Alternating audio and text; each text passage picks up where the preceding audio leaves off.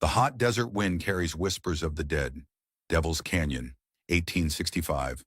Flames consume a mission hospital as bodies litter the ground. Doctors, nuns, children. A wounded soldier lies among them, blood pooling beneath him. Blue eyes fixed on the man who shot him. His commanding officer, his friend, his betrayer. You could have been part of it, the colonel says, standing tall against the inferno. Part of the new world.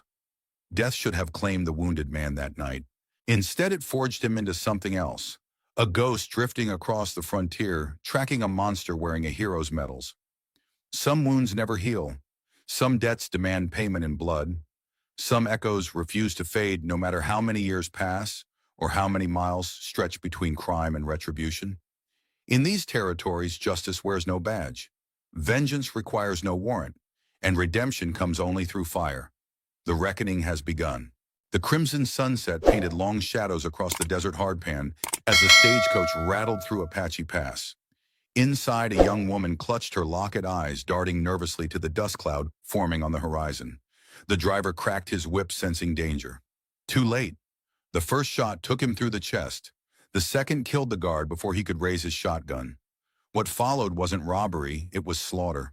8 riders surrounded the coach, their faces hidden behind red bandanas. They moved with military precision, weapons drawn.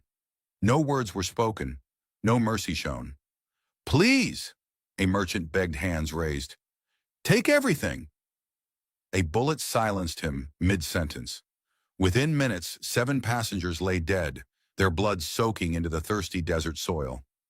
Only the young woman remained alive, sobbing, as 2 riders dragged her toward their leader. "You know what to do," the leader said, voice muffled behind his mask. "Make sure it looks like Apache work." Dawn broke over the massacre site. Buzzards circled patiently as a lone figure crouched beside the overturned stagecoach. His weathered duster bore the dust of 1,000 miles, and the silver streak in his otherwise black hair caught the morning light. The man moved with deliberate precision, fingers tracing bullet holes, eyes narrowing at the distinctive pattern of the attack. Ethan Holloway had seen this before. He studied the tracks leading away from the slaughter, counting riders 8, and noting the distinctive horseshoe mark of the lead rider, a custom-made shoe with a notch on the left side. 3 years of tracking, and finally a clear trail. Ethan's face revealed little emotion, but the muscle tightening in his jaw told a different story. The scar running from his left temple to jaw seemed to darken as he stood adjusting the long-range rifle slung across his back. The weapon was unusual, a custom Sharps rifle with brass fittings and a scope longer than most, the kind used by elite marksmen during the war. Beside it hung a Colt Peacemaker, its ivory handle worn smooth from years of use. Inside his coat pocket, he carried a small leather notebook. He opened it, adding a tally mark to a growing list. 39 victims so far. Not counting those at Devil's Canyon, never counting those. Redemption Springs rose from the desert like a mirage, a mining town built on promises of gold that had yet to materialize for most. Its single main street was lined with the usual establishments, saloon, general store, assay office, and a dozen smaller enterprises catering to the steady flow of prospectors and drifters. Ethan rode in slowly, his gray stallion kicking up dust as townsfolk eyed him with the wary look reserved for strangers. His gaze swept the street, noting details others might miss: fresh bullet holes in the sheriff's office door, a woman hurrying her children inside as he passed the absence of men who didn't wear guns. This was a town under siege, though not from any army. He dismounted outside the saloon, movements fluid yet economical. A weathered sign proclaimed it the Broken Pick, an appropriate name for a mining town where dreams came to die. The saloon's windows were cloudy with dust and smoke, but he could hear piano music and raucous laughter from within. The laughter died as he pushed through the batwing doors. The piano player's fingers stilled mid-note. Conversations halted. Eyes turned to assess the newcomer, tall, lean, dangerous. The kind of man who brought trouble or ended it. Ethan ignored the stares, moving to the bar with unhurried confidence. The bartender, a bald man with scars of his own, approached cautiously. "Whiskey," Ethan said, voice barely above a whisper. The bartender nodded, pouring a generous shot. Passing through, Ethan placed a coin on the bar. "Information. Depends on what kind. Red Riders." The saloon grew quieter still. The bartender's hand trembled slightly as he wiped down the bar. "Mister, that kind of talk gets people killed around here." From a corner table, a harsh laugh broke the silence. Four men sat playing cards, their red bandanas visible at their necks. One of them, a brute with a pockmarked face, stood. "Seems like we got ourselves a curious stranger, boys." His companions rose, spreading out hands hovering near their weapons. They moved with the synchronized precision of men who'd fought together, killed together. Ethan didn't turn. He sipped his whiskey, eyes meeting the bartender's. "How often do they come to town?" The bartender swallowed hard. "They don't come to town. They own it." The pockmarked man approached, flanked by his companions. "You asking questions about the Red Rider stranger?" Now Ethan turned his ice blue eyes, assessing each man in turn. "Not anymore. I found them." The moment stretched taut as a bowstring. Then the pockmarked man lunged, drawing his gun. Ethan moved with fluid grace, his peacemaker clearing leather before the other man's weapon was level. The shot was deafening in the enclosed space, dropping the pockmarked man with a bullet through his gun hand. The second rider came at Ethan with a knife, slashing wildly. Ethan sidestepped, caught the man's wrist, and snapped it with a single twist. The third had his gun halfway up when Ethan's second shot shattered his kneecap. The fourth man managed to fire the bullet, grazing Ethan's shoulder, before a devastating uppercut lifted him off his feet. He landed unconscious among the scattered cards and spilled whiskey. Silence descended again, broken only by the moans of the wounded men. Ethan holstered his weapon, his movements unhurried. "Anyone else?" he asked, voice still quiet. No one moved. In the far corner, a Native American woman watched with intense dark eyes. She wore a simple dress, her long black hair braided with turquoise beads. While others had ducked for cover, she had remained perfectly still, observing every move Ethan made with unsettling focus. Ethan's gaze met hers briefly, a flicker of recognition passing between them, though they had never met. He turned back to the bartender. "Doctor in town." The bartender nodded, still stunned by the speed of the violence. "Sarah Winters, clinic next to the general store." Ethan tossed another coin on the bar. "For the mess." He turned to leave, then added almost as an afterthought, "They'll live."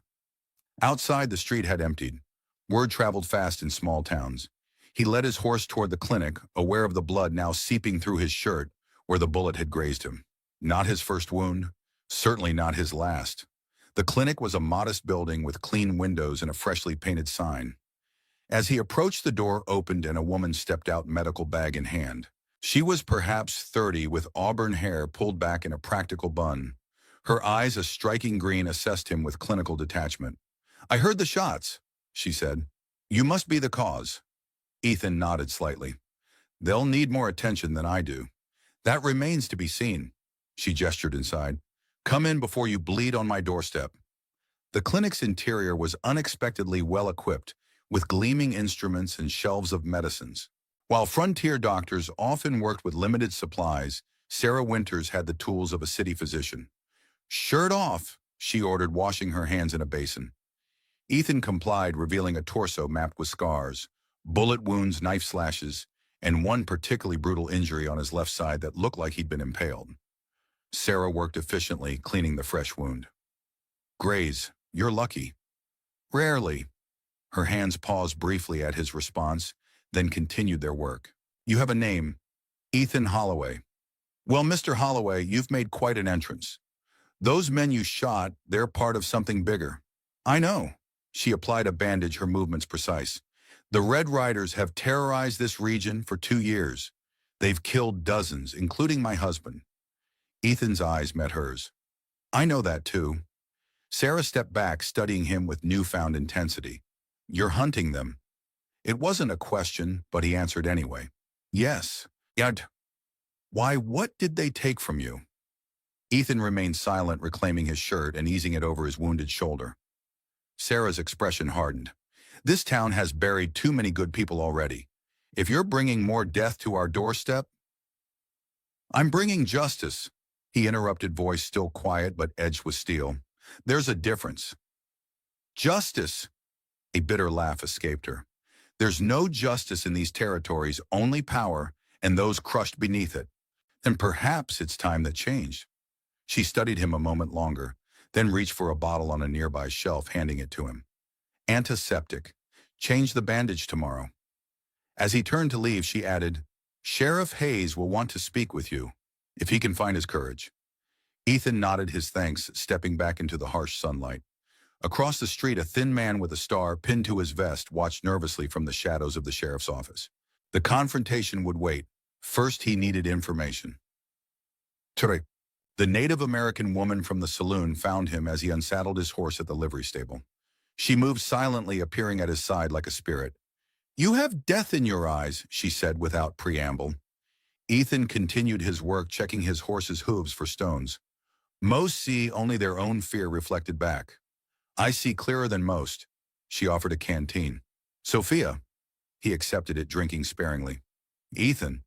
I know who you are, Major Holloway. His movements stilled, eyes sharpening on her face. You're mistaken. Am I the Army's ghost? The man who kills with a whisper from 1,000 yards? She touched her chest. The man who hunts the Red Colonel. Ethan secured his saddle movements, deliberate. How do you know these things? Because I watched them burn my people at Devil's Canyon. Because I heard the Colonel give the order. Because I saw him put a bullet in your chest when you tried to stop it. The memories surfaced like corpses in a flood. Screams, flames, the coppery scent of blood mixing with gunpowder. Ethan's hand unconsciously moved to the scar on his left side. You were there, Sophia nodded. I was 14. The soldiers came at dawn, said we were harboring Confederate guerrillas. There were no guerrillas, only wounded, sick children. I know, his voice dropped lower still. I was there too. But not like the others. You tried to stop it. That's why he shot you and left you for dead. She stepped closer. That's why you hunt him now. Ethan secured his gear, checking his rifle with practiced ease. What else do you know? They're looking for something from the war. A treasure map, some say. Others claim it's weapons. Her eyes never left his face. The Colonel believes you know where it is. And do I? Sophia shrugged. Perhaps, or perhaps you are the only one who can stop him from finding it. She glanced toward the hills rising beyond the town. They have a camp, 5 miles north in the old mining tunnels. 20 men at least. Why are you telling me this? Because we share the same hunt. Because our ghosts walk the same path.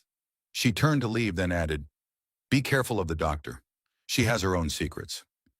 Before he could question her further, Sophia disappeared into the growing shadows of evening, leaving Ethan with more questions than answers.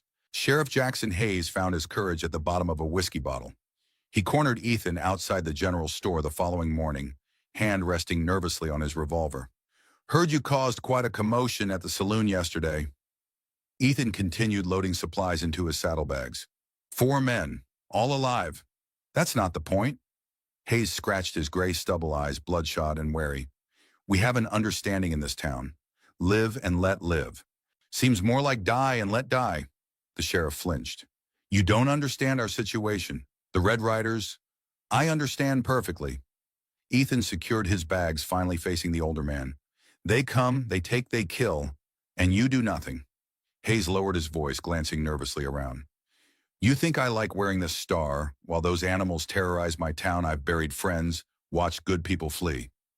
But I'm one man with a rusty revolver against an army of killers. And not an army. 20 men, hiding in the old mine tunnels. The sheriff's face drained of color. How do you... He stopped himself, recognition dawning. Jesus Christ. You're him, aren't you? The Army scout they call the Ghost. Ethan neither confirmed nor denied it. What do you know about their leader? Hayes swallowed hard. Not much. No one sees him. They call him the Colonel. Always sends his men to deliver messages, collect taxes. Have they been digging in the mines? Yeah, but not for gold. They're looking for something specific. Old military cash, maybe. The sheriff hesitated. What's your stake in this? What did they do to you? Ethan mounted his horse, adjusting his rifle in its scabbard. It's not what they did to me. It's what I'm going to do to them. Hayes grabbed the horse's bridle. Listen to me.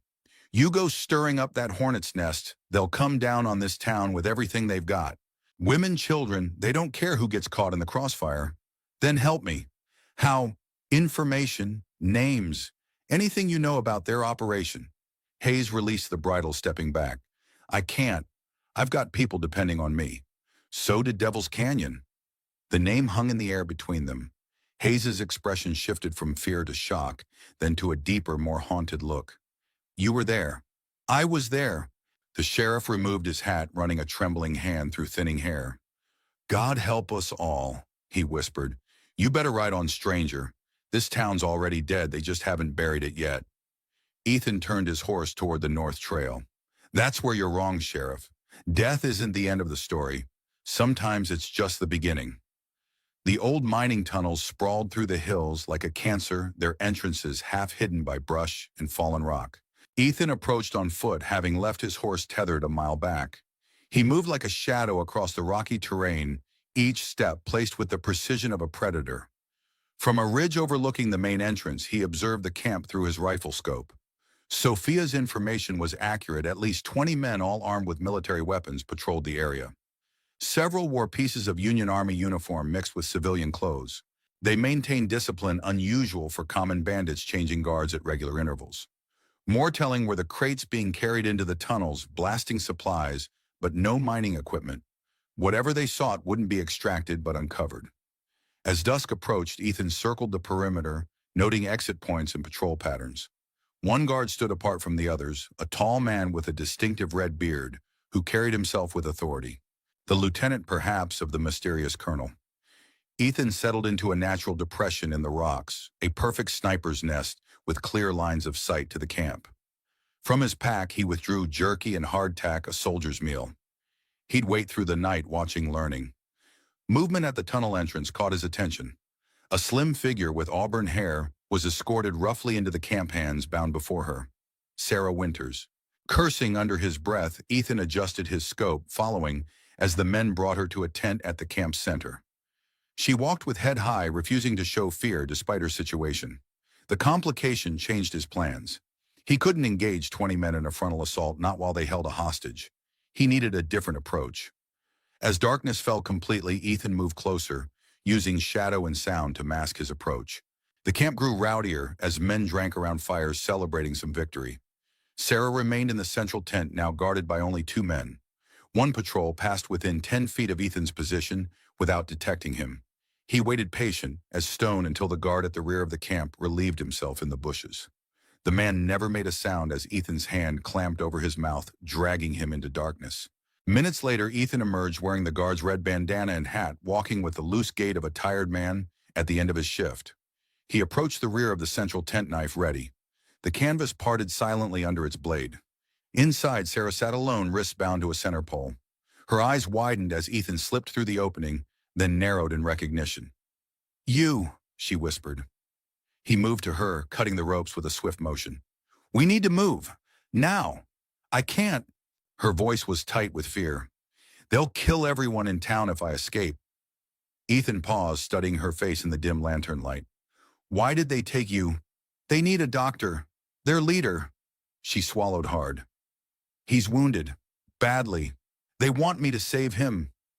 "Have you seen him?" "Not yet. They're bringing me to him tomorrow, deeper in the tunnels." Ethan considered this information, plans shifting in his mind. "How were you captured?" "I wasn't. I came willingly." At his questioning look, she continued. "They brought a wounded boy to my clinic. Said if I didn't come with them, they'd bring me his mother's head next." He nodded, respecting her decision, even as it complicated his own. "I'll get you out of here." "No." Her voice was firm despite her fear. "If I run, they attack the town. If I help them, maybe I buy us time." "Time for what?" "For you to do whatever you came to do." Her green eyes held his. "You're not just hunting them. You're hunting him." "The Colonel." Ethan's silence was confirmation enough. "He has a name, you know." Sarah continued, watching his reaction carefully. "His men call him Colonel Redgrave. Ezra Redgrave." The name hit Ethan like a physical blow. His hand tightened on his knife knuckles, white with sudden tension. "You know him," Sarah observed. "I knew him." Ethan's voice was colder now, all pretense of emotion stripped away. "He died at Devil's Canyon. I put a bullet in him myself." "Oh." "Then you failed," she said simply, "because he's very much alive, and whatever he's searching for in these hills has him working his men to death to find it." A commotion outside interrupted them, shouting the sound of horses approaching. Through the tent wall, shadows moved urgently across the camp. Someone's coming, Ethan said, moving back toward the cut in the canvas. Important. Sarah grabbed his arm. If it's him, it won't be. Not yet. He hesitated, then added, I'll be watching. If they try to move you deeper into the tunnels, I'll follow. And if they kill me instead, his eyes met hers, the cold blue warming briefly with something like compassion. They won't. You're too valuable. With that, he slipped back through the canvas, disappearing into the night as silently as he'd arrived. From his position on the ridge, Ethan watched the new arrivals through his scope. 5 riders heavily armed escorting a wagon covered with canvas. Whatever lay beneath was guarded with unusual care. 2 men sitting with shotguns at the ready. The red-bearded man emerged from a larger tent, conferring with the lead rider. Even from this distance, Ethan could read the tension in their postures, the deference shown to the newcomer. The wagon was unloaded carefully, its mysterious cargo carried into the tunnel entrance by 4 men. Not weapons or supplies, something smaller contained in a wooden chest reinforced with metal bands. Ethan recorded these details in his mental catalog, building a picture of his enemy's operation. Whatever Redgrave sought this delivery was a significant piece of the puzzle. More troubling was the revelation that Ezra Redgrave still lived. Ethan had watched him fall at Devil's Canyon, blood blooming across his chest where Ethan's bullet struck him. Had seen his eyes close, his body go limp among the burning ruins of the mission hospital. Yet somehow, like a demon from hell, Redgrave had survived and built a new army to continue his bloody work. As dawn broke over the hills, Ethan retreated to a more secluded position. He needed rest if he was to maintain his vigilance. Setting mental triggers that would wake him at the slightest unusual sound, he allowed himself 3 hours of shallow sleep. He woke to the sensation of being watched. Opening his eyes without moving, Ethan scanned his surroundings. 10 yards away, perched on a boulder, like some desert spirit, Sophia observed him with those unsettling dark eyes. "How did you find me?" he asked, sitting up slowly. "I follow the death that surrounds you." She approached, offering a water skin. "They're moving the woman today into the deep tunnels." Ethan accepted the water, drinking sparingly. "You've been watching the camp." "As you have. They found something yesterday, something that made the red-haired one very happy." "Did you see what it was?" Sophia shook her head. "Only that it came in a box with iron bands. But I heard the guards talking. They say it's a key." "To what?" "To the thing the Colonel seeks. The thing buried after the Great War." She sat beside him, her presence oddly calming, despite her morbid words. "There are old stories about these hills. My people avoided them. They said the earth here was poisoned, that it swallowed a great evil during the time of killing between white men." Ethan's mind worked through the implications. A weapons cache. Something experimental the Union wanted hidden after the war. Perhaps, or perhaps something older, something the war merely uncovered. Sophia's gaze drifted to the distant camp. "They will move her soon. You should prepare." Ethan checked his weapons with practiced efficiency. "You never said why you're helping me." "I told you. We share the same hunt." "There's more." Sophia was silent for a long moment, her fingers tracing patterns in the dust. "I was not the only survivor of Devil's Canyon. My younger brother lived too. The soldiers took him along with other children. The Colonel," her voice hardened, "he collects things, people, treasures. My brother became his servant, his scout. He's still alive. For now, he serves the red-haired one."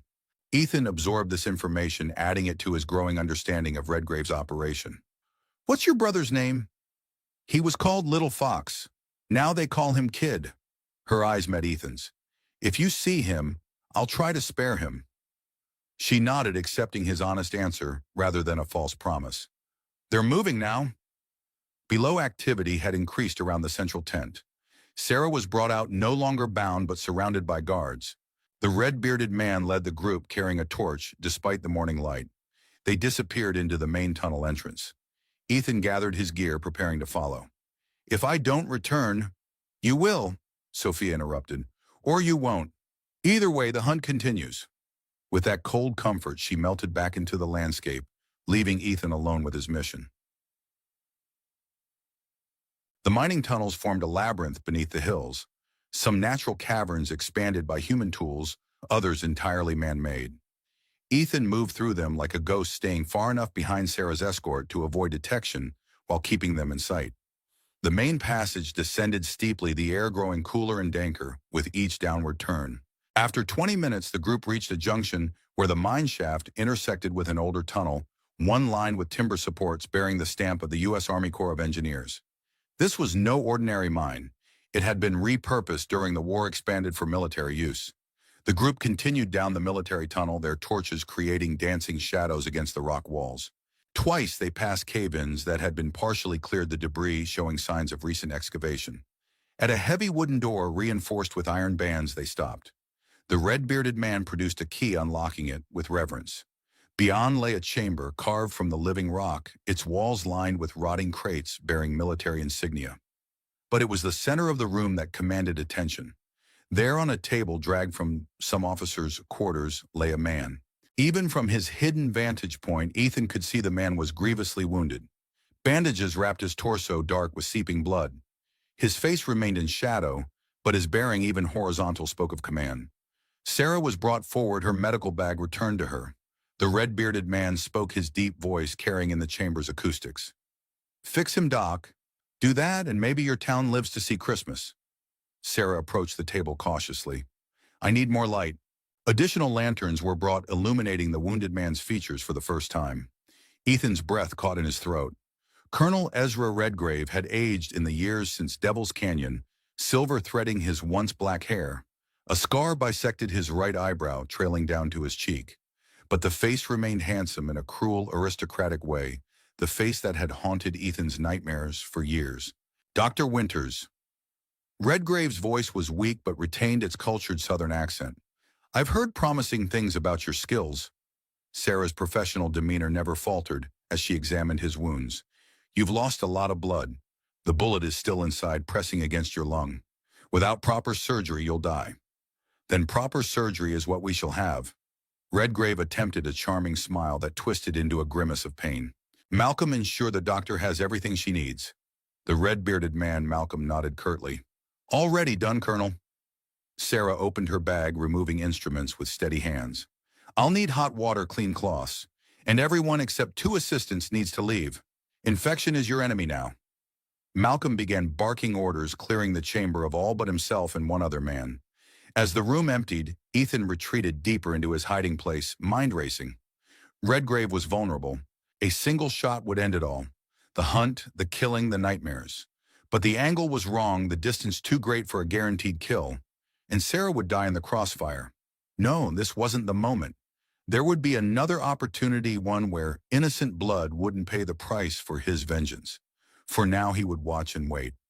Sarah worked with practiced efficiency, cutting away soiled bandages to reveal a horrific wound just below Redgrave's right collarbone. Bullet fragmented on impact. "You're lucky to be alive." "Luck had nothing to do with it, my dear." Despite his weakness, Redgrave's eyes remained sharp, calculating. "I've survived worse, much worse." "Hold him down," Sarah instructed Malcolm. "This will be extremely painful." What followed was a brutal surgery performed by lantern light in a cave hundreds of feet beneath the earth. Sarah extracted bullet fragments one by one, her hands steady, despite the inhuman sounds escaping Redgrave, as Malcolm and the other man held him to the table. From his hiding place, Ethan watched with cold detachment. Part of him hoped Sarah's hand would slip, that the knife would find Redgrave's heart instead of the bullet. But her professionalism never wavered. After what seemed an eternity, she stepped back, bloody instruments placed carefully on a cloth beside her. "It's done. The fragments are removed, the bleeding controlled, but he needs rest, antibiotics, proper care." Redgrave lay unconscious, his breathing shallow but steady. Malcolm studied Sarah with newfound respect. "You did good, Doc. Better than good. I treated a wound. Nothing more." Her voice was cold. "I've fulfilled my part of the bargain. Now let me return to my town." Malcolm laughed, the sound echoing unpleasantly in the chamber. "That ain't how this works. You stay until we're sure he recovers. Could be days. Could be weeks. People in town need me. People in town need to stay alive." Malcolm's hand fell to his revolver. "And they will, long as you keep the colonel breathing. Cross me on this and I'll have my boys start with the children. Understand?" Sarah's shoulders slumped slightly in defeat. I understand.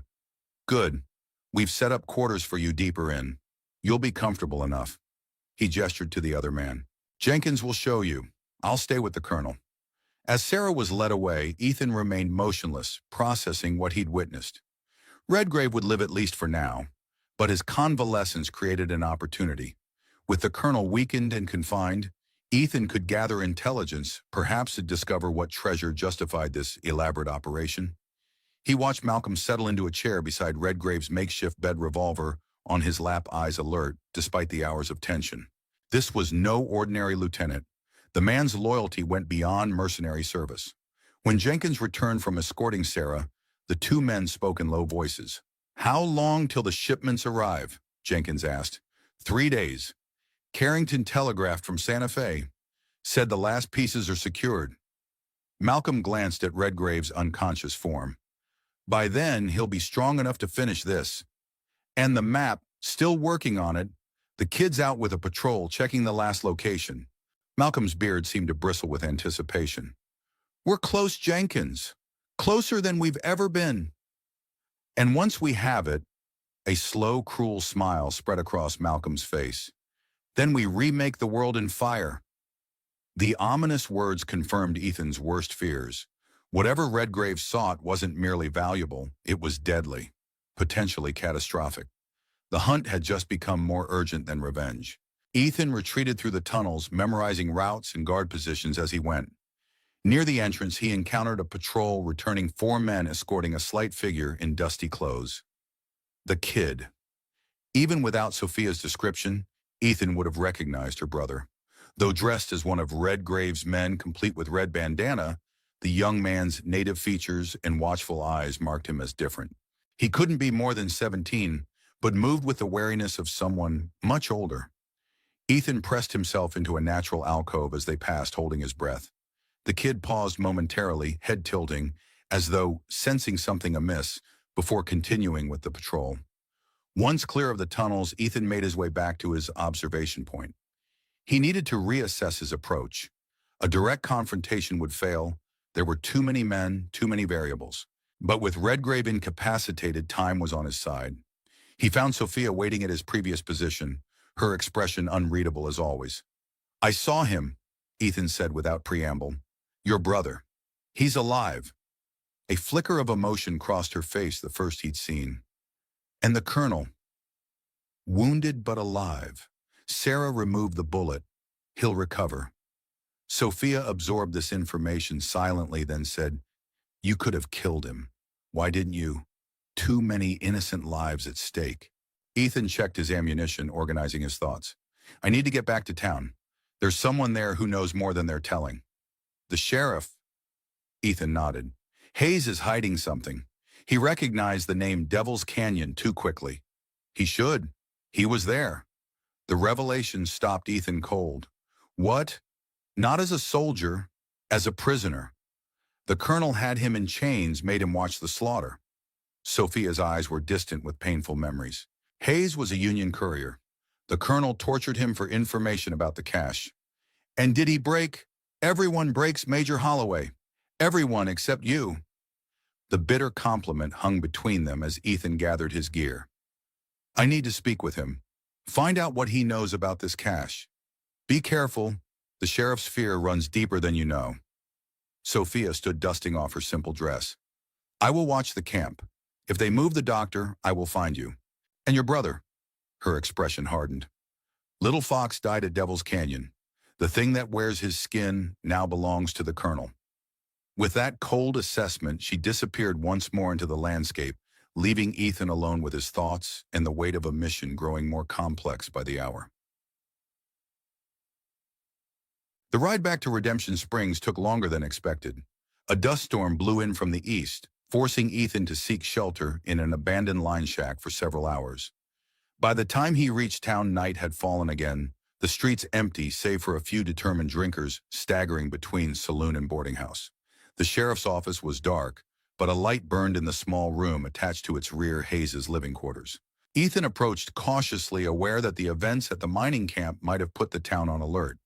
He found Hayes sitting at a small table, a bottle of whiskey half empty before him, revolver laid out alongside cleaning supplies. The sheriff looked up as Ethan entered, unsurprised by the intrusion. "Figured you'd be back," Hayes said, words slightly slurred. "If you weren't dead already." Ethan closed the door behind him. "We need to talk." "About what? How you stirred up a hornet's nest? How Sarah Winters is now their prisoner because of you?" Hayes took another drink directly from the bottle. "Or maybe about how we're all going to die when Redgrave decides this town isn't worth the trouble anymore." "About Devil's Canyon." The name sobered Hayes instantly. His hand jerked toward his revolver, then stopped. "What about it? You were there, as a prisoner." Hayes's bloodshot eyes widened briefly before narrowing in suspicion. Who told you that?" "Someone who was there too. Someone who remembered a Union courier in chains." The fight seemed to drain from Hayes all at once. He slumped in his chair, suddenly looking every one of his 60-odd years. "What do you want from me?" "The truth. About the cash Redgrave is searching for. About what happened after I fell." "After you fell?" Hayes laughed bitterly. "Is that what you call getting shot in the chest by your commanding officer, taking a bullet trying to save people you were ordered to kill?" Ethan remained silent, waiting.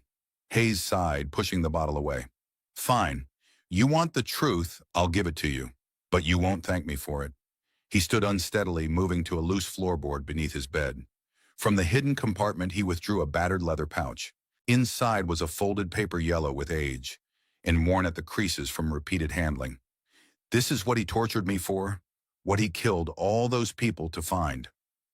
Hayes spread the paper on the table, a map hand-drawn showing a section of hills remarkably similar to those north of Redemption Springs. Ethan studied it carefully. "Military cache. Worse, much worse." Hayes's voice dropped to a whisper, as though the very walls might be listening. "During the war, the Union experimented with weapons. Not just guns or cannons, something else. Something that killed by air itself. Poison gas." Hayes nodded. "First tests were promising. Too promising. Entire rebel company wiped out in minutes. But the wind shifted and it killed our boys too. Generals ordered the project abandoned, all materials buried in a secure location. Here." Ethan tapped the map. "In these hills." "Exactly. I was carrying orders to the containment team when Redgrave's men captured me. He already knew about the cache, had been part of the original escort that buried it, but he needed the exact location. And you gave it to him." Hayes' face twisted with shame. 3 days of what he did to me. Yes, I broke. Told him everything. But the map I carried had a false location, a security measure in case it was intercepted. It led to an empty cave 10 miles east of the real site. So, he's been searching in the wrong place. For years, that's why he keeps digging, keeps killing. He knows the cache is in these hills, but not exactly where." Hayes' hand trembled as he refolded the map. "Until recently. What changed? 2 months ago, an old soldier passed through town. Recognized me from before. He was dying, wanted to confess his sins." Hayes swallowed hard. "Turned out he'd been part of the original burial team. Had the real coordinates memorized." Ethan's mind raced ahead. "And Redgrave found out?" "Yeah. Don't know how, but suddenly his men were everywhere watching every move in town. That's when the killing started again." Hayes looked up, eyes haunted. "The old soldier disappeared. Then Sarah's husband turned up dead when he tried to organize resistance. Then others. But not you." Hayes' shame deepened. "Not me. Because I'm a coward. Because I wear this star and pretend to uphold the law while monsters operate freely outside my town. And the cache, did Redgrave find it? Not yet, but he's close. That's why they've intensified their digging. That's why they need Sarah to keep the colonel alive until they find it." Ethan absorbed this information, fitting it into his evolving understanding of the situation. "This poison gas, how much damage could it do?" "From what I heard, enough to wipe out a city, enough to hold entire territories hostage." Hayes' voice broke. "And Redgrave means to use it, not just for revenge against the Union that abandoned him, but as a weapon to carve out his own kingdom." The sheriff reached for the bottle again, his hands shaking visibly now. "So now you know. The truth you wanted. The reason we're all going to die." Not all. Ethan moved toward the door. Not if I reach the cache first. How, you don't have the coordinates? No. Ethan agreed. But I have something better. I have the man who memorized the false map, who spent years studying these hills learning their secrets. Understanding dawned on Hayes's face. You mean, I mean you, Sheriff. You're coming with me. Hayes shook his head frantically. No, no way. I can't. You can. You will. Ethan's voice remained soft but carried absolute conviction. For once in your life, you're going to do the right thing. Not because you're brave, but because you're more afraid of what happens if you don't. The sheriff stared at him for a long moment, then slumped in defeat. When, Dawn, pack light, bring that map. Ethan opened the door, pausing on the threshold. And Sheriff, if you warn them, if you run, I'll find you. And what Redgrave did to you will seem merciful by comparison. Hayes nodded miserably, understanding perfectly that this wasn't a threat, but a simple statement of fact. As Ethan stepped back into the night, a shadow detached itself from the alley beside the sheriff's office. He tensed, hand dropping to his revolver, then relaxed as Sophia emerged into the moonlight. They've moved her, she said without preamble. The doctor, deeper into the tunnels where the military chambers are. Is she safe? For now, the colonel values her skill. Sophia's eyes flickered to the sheriff's window. You found what you sought. Part of it. Ethan glanced back at the light still burning in Hayes's room. We leave at dawn for the real cache location. Sophia nodded unsurprised. I will meet you on the North Trail. There is something else you should know. What? A rider came to the camp tonight. A message from someone in town. Her eyes held his. Someone is watching you, Major. Someone who knows who you really are. The warning raised the hairs on Ethan's neck. Did you see who? No, but the message was clear. They know you hunt the colonel, and they have sent for reinforcements. She melted back into the shadows with a final whisper. Trust no one. Left alone in the silent street, Ethan considered his options. Someone in Redemption Springs was reporting to Redgrave, someone close enough to observe his movements and guess his intentions. The list of suspects was short. The bartender, the livery stable owner, perhaps others he hadn't yet encountered. One thing was certain, his window of opportunity was closing fast. If reinforcements were coming, his advantage of surprise would soon be lost. Dawn couldn't come soon enough. Tunisho. The first hint of sunrise painted the eastern sky in shades of crimson and gold when Ethan met Hayes at the arranged spot, a dry creek bed, half a mile north of town. The sheriff looked like he hadn't slept, his eyes red-rimmed and anxious, a rifle clutched in trembling hands. Didn't think you'd actually come, Ethan remarked, checking Hayes's horse and gear with a critical eye. Didn't have much choice. Hayes adjusted his hat nervously. You made that clear enough.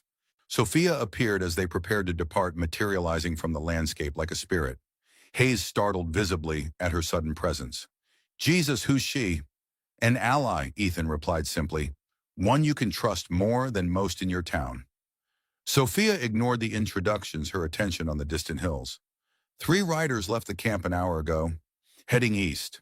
The kid is with them. Ethan nodded, understanding the implicit message. Her brother might be beyond saving, but she was giving him the chance to avoid a confrontation. We go west then north. Longer route, but safer. Hayes frowned. That'll add hours to the journey. Better hours lost than lives. Ethan mounted his gray stallion, adjusting his rifle in its scabbard. You have the map. The sheriff patted his vest pocket. Right here, but it won't help much. Like I told you, it's the false location. I don't need the location. I need the landmarks, the terrain features. Things consistent between the real and false sites. Ethan turned his horse toward the western trail. Sophia, can you scout ahead? Your eyes are better than mine in this country. She nodded, moving ahead with silent efficiency, while the 2 men followed at a more deliberate pace. The sun rose higher, beating down on them with desert intensity as they skirted the edges of Redgrave's territory. Hayes proved more knowledgeable than Ethan had expected, pointing out features that matched notations on the map. By mid-morning, they had a general search area, identified a series of box canyons southwest of the current mining operation. The real cache would be deeper, more secure than the false site. Hayes explained as they rested the horses in a sliver of shade. Natural cave system reinforced with military engineering. Probably multiple chambers with the most dangerous materials stored furthest in. Ethan studied the terrain through his rifle scope. Ventilation shafts. Has to be. Otherwise, the gas would make the entire complex uninhabitable. Those would be our best indication then. Small openings, probably disguised, but they'd need to reach the surface. Hayes nodded thoughtfully. They'd want them somewhat distant from the main entrance, too. Safety measure in case of leaks. By noon, they'd reached the first of the box canyons. Sophia had vanished again, scouting the perimeter for signs of Redgrave's patrols. The landscape was brutal, sheer rock walls rising hundreds of feet, floors littered with boulder fields and sparse, tough vegetation. They searched methodically, working from canyon to canyon, looking for any sign of human intervention in the natural landscape. The third canyon yielded their first clue: rusted metal debris half buried in sand, bearing the stamp of the Army Corps of Engineers. "We're close," Hayes said, examining the fragment. "This is from a support beam, same type used in the false site." Ethan surveyed the canyon walls.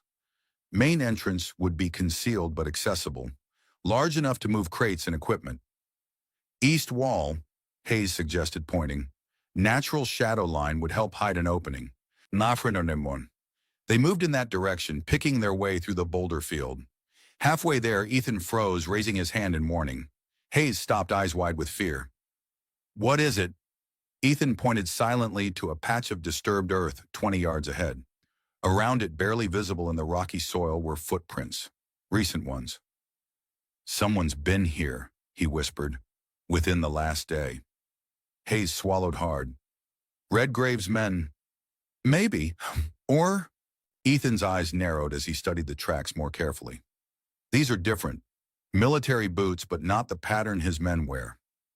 Before Hayes could respond, a sharp crack echoed through the canyon. Rock exploded near Ethan's head as a bullet struck inches from where he stood. "Sniper!" he shouted, shoving Hayes toward cover behind a boulder. "High ground, East Ridge." A second shot kicked up dust at their feet as they dove for protection. Ethan rolled into position, rifle ready, scanning the ridgeline for their attacker. "I don't see anyone," Hayes gasped, pressing himself against the rock. "You won't."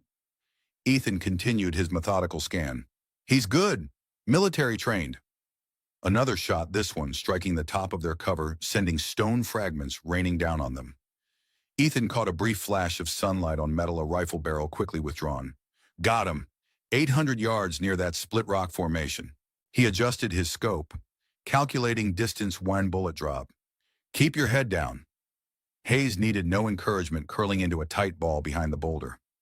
Ethan took a slow, deliberate breath, finger caressing the trigger of his Sharps rifle. The sniper exposed himself briefly, repositioning for a better angle. It was all Ethan needed. His rifle roared, the recoil firm against his shoulder. 800 yards away, a figure jerked backward, then slumped over the rock he'd been using for cover. "Did you get him?" Hayes asked, not daring to look. "I got him." Ethan reloaded methodically. "But he might not be alone. Stay here while I check." "Like hell. I'm not sitting here by myself waiting for his friends to find me." Ethan considered arguing, then nodded. "Fine. Stay behind me. Move only when I move." They advanced cautiously, using the boulder field for cover as they worked their way toward the east wall. No further shots came. Either the sniper had been alone, or his companions were waiting for a better opportunity. At the base of the cliff, they found what they had been searching for: a narrow fissure in the rock, barely wide enough for a man to pass through sideways. Recent tool marks showed where it had been widened from its natural state. "This is it," Hayes whispered, awe and fear mingling in his voice. "The entrance to the cache." Ethan examined the opening carefully. "Recently used. See the scuff marks on the stone? Someone's been in and out in the last few days." "Redgrave's men. Let's find out." Ethan squeezed through the fissure, Hayes following reluctantly behind. The narrow passage opened into a larger tunnel, clearly man-made, its walls reinforced with timber supports bearing military markings. The air was stale but breathable, suggesting the ventilation system still functioned after all these years. They proceeded cautiously, Ethan leading with revolver, drawn, Hayes close behind with his rifle. The tunnel descended at a gentle angle, curving deeper into the earth. At regular intervals, rusted lantern brackets hung from support beams, some still containing the desiccated remains of oil lamps. After 100 yards, they reached a heavy metal door partially open. Beyond lay a chamber similar to the one where Redgrave had been treated, but larger and better constructed. Rotting crates lined the walls, their military stenciling still visible. Caution, materials, testing division, authorized personnel only. But it was the center of the room that commanded their attention. There a body lay sprawled on the stone floor, blood pooling beneath it. Even in death, the man's red beard was unmistakable. Malcolm. Jesus Christ! Hayes breathed, eyes wide with shock. That's Redgrave's lieutenant. Ethan approached the body, carefully checking for life, though the massive wound in Malcolm's chest left little doubt of his condition. Dead less than a day. Bullet wound, large caliber, close range. One of his own men. Possibly? Ethan examined the chamber, noting signs of a struggle, scuff marks on the dusty floor, a fallen lantern, shell casings from at least 2 different weapons. Or someone else got here first. Hayes moved to one of the crates, prying it open with shaking hands. Inside were carefully packed glass containers, each holding a greenish-yellow liquid. This is it, the chemical weapon. There must be enough here to kill thousands. Ethan joined him, examining the containers with grim focus. These aren't all that's here. Look around, half the crates are empty. Someone's been removing them systematically. A noise from deeper in the complex froze them both, the unmistakable sound of metal scraping against stone. We're not alone, Ethan whispered, extinguishing their lantern. Back to the entrance. Now! They retreated hastily, retracing their steps through the tunnel. As they reached the narrow fissure leading outside, a voice called from behind them, cultured Southern, chillingly familiar. Major Holloway, how predictable you've become in your old age. Ethan turned slowly, hand hovering near his revolver. At the far end of the tunnel stood Colonel Ezra Redgrave, flanked by 2 armed men. Despite his recent surgery, he stood straight and proud, though paler than normal in the dim light. Redgrave! Ethan's voice betrayed no emotion, though his heart hammered in his chest.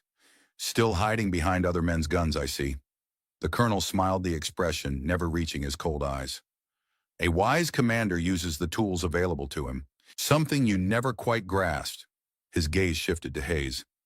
And Sheriff Hayes, how disappointing to find you in such company. I thought we had an understanding. Hayes trembled visibly, but stood his ground. Go to hell, Redgrave. I've already been, old friend. You sent me there at Devil's Canyon. Redgrave's hand moved to his chest, where Ethan's bullet had struck years before. But I came back, just as I knew he would. Ethan's mind raced, evaluating options, escape routes, potential weapons. The odds were poor, 2 against 3, with limited cover in the narrow tunnel. But he'd faced worse. What's your game, Ezra? Chemical weapons, planning to hold a few towns hostage. Redgrave laughed softly. Oh, Major, always thinking too small. This isn't about towns or territories. His eyes gleamed with fanatical light. This is about remaking the world, about finishing what the war started. You're insane. I'm visionary, there's a difference. Redgrave took a step forward, wincing slightly at the movement. The Union left me to die after I'd given them everything, left all of us who'd done their dirty work. But I survived, and I discovered something remarkable in these hills, a weapon that could topple governments, redraw borders, and kill countless innocents. Sacrifices for a greater cause. Redgrave gestured to his men. Like poor Malcolm, so loyal yet so short-sighted. He couldn't see the full potential of our discovery. Ethan's eyes narrowed. You killed him. He left me no choice. He wanted to use our find for simple banditry, terrorizing mining towns, extorting railroads. Redgrave shook his head in mock sadness. I have much grander designs. And what would those be? Why nothing less than a new nation carved from these territories? One where men like us, men who understand the true nature of power, make the rules. Redgrave's smile widened. And you, Major, could have been part of it. Could still be if you'd see reason. I've seen your version of reason. At Devil's Canyon. Ah, yes. Your great moral stand. Redgrave's voice hardened. The moment you decided your conscience was worth more than your oath. Worth more than the lives of your men. You murdered innocent people. I followed orders. Orders that came from the very government that later discarded us like used ammunition. Redgrave composed himself with visible effort. But that's all in the past now. I'm offering you a future, Ethan. A chance to be on the winning side of history. Hayes shifted nervously beside Ethan. Don't listen to him. He's playing for time. No, Redgrave corrected. I'm being generous, offering an old comrade the opportunity to join me rather than die in this forgotten hole. For a long moment, Ethan was silent, appearing to consider the offer. Then almost imperceptibly, he shook his head. You know I can't do that, Ezra. Can't or won't, Redgrave sighed heavily. I expected as much. Your moral rigidity was always your weakness. He nodded to his men. Kill them both. Before the men could raise their weapons, Ethan's hand flashed to his belt, withdrawing not his revolver, but something else, a small glass vial taken from the crates in the storage chamber. He held it up, the greenish-yellow liquid catching the dim light. I wouldn't. One bullet shatters this, and we all die together. Redgrave's men hesitated, looking to their leader for direction. The colonel's expression darkened with fury. You're bluffing. You wouldn't sacrifice yourself. Wouldn't I, to stop you? To end this? Ethan's thumb caressed the fragile glass. You know me better than that, Ezra. A tense standoff ensued, neither side willing to make the first move. Finally, Redgrave raised his hand, signaling his men to lower their weapons. Well played, Major. It seems we've reached an impasse. Not quite. Ethan began backing toward the entrance fissure, keeping the vial clearly visible. Hayes and I are leaving. Your men stay where they are until we're clear. And then what? You think you can stop what I've started? Redgrave laughed coldly. I've already moved most of the cash. My plan is already in motion. Then I'll have to dismantle it piece by piece. Ethan reached the fissure, gesturing for Hayes to squeeze through first. Starting with you. You've had that chance before. At Devil's Canyon. You failed. I won't fail again. As Hayes disappeared through the opening, Ethan prepared to follow, keeping the vial raised as a deterrent. At the last moment, Redgrave called out, Before you go, Major, there's something you should know. A cruel smile played across his features. About your lovely Dr. Winters. Ethan paused despite his better judgment. What about her? Did you never wonder why she was so interested in you? Why such a talented physician would bury herself in a backwater like Redemption Springs? Redgrave's eyes gleamed with malicious delight. Ask her about her father sometime, or better yet, ask her about her real name. Before Ethan could respond, a shot rang out from the canyon beyond the fissure. Hayes cried out in pain, the sound echoing through the tunnel. Redgrave's smile widened. It seems my reinforcements have arrived.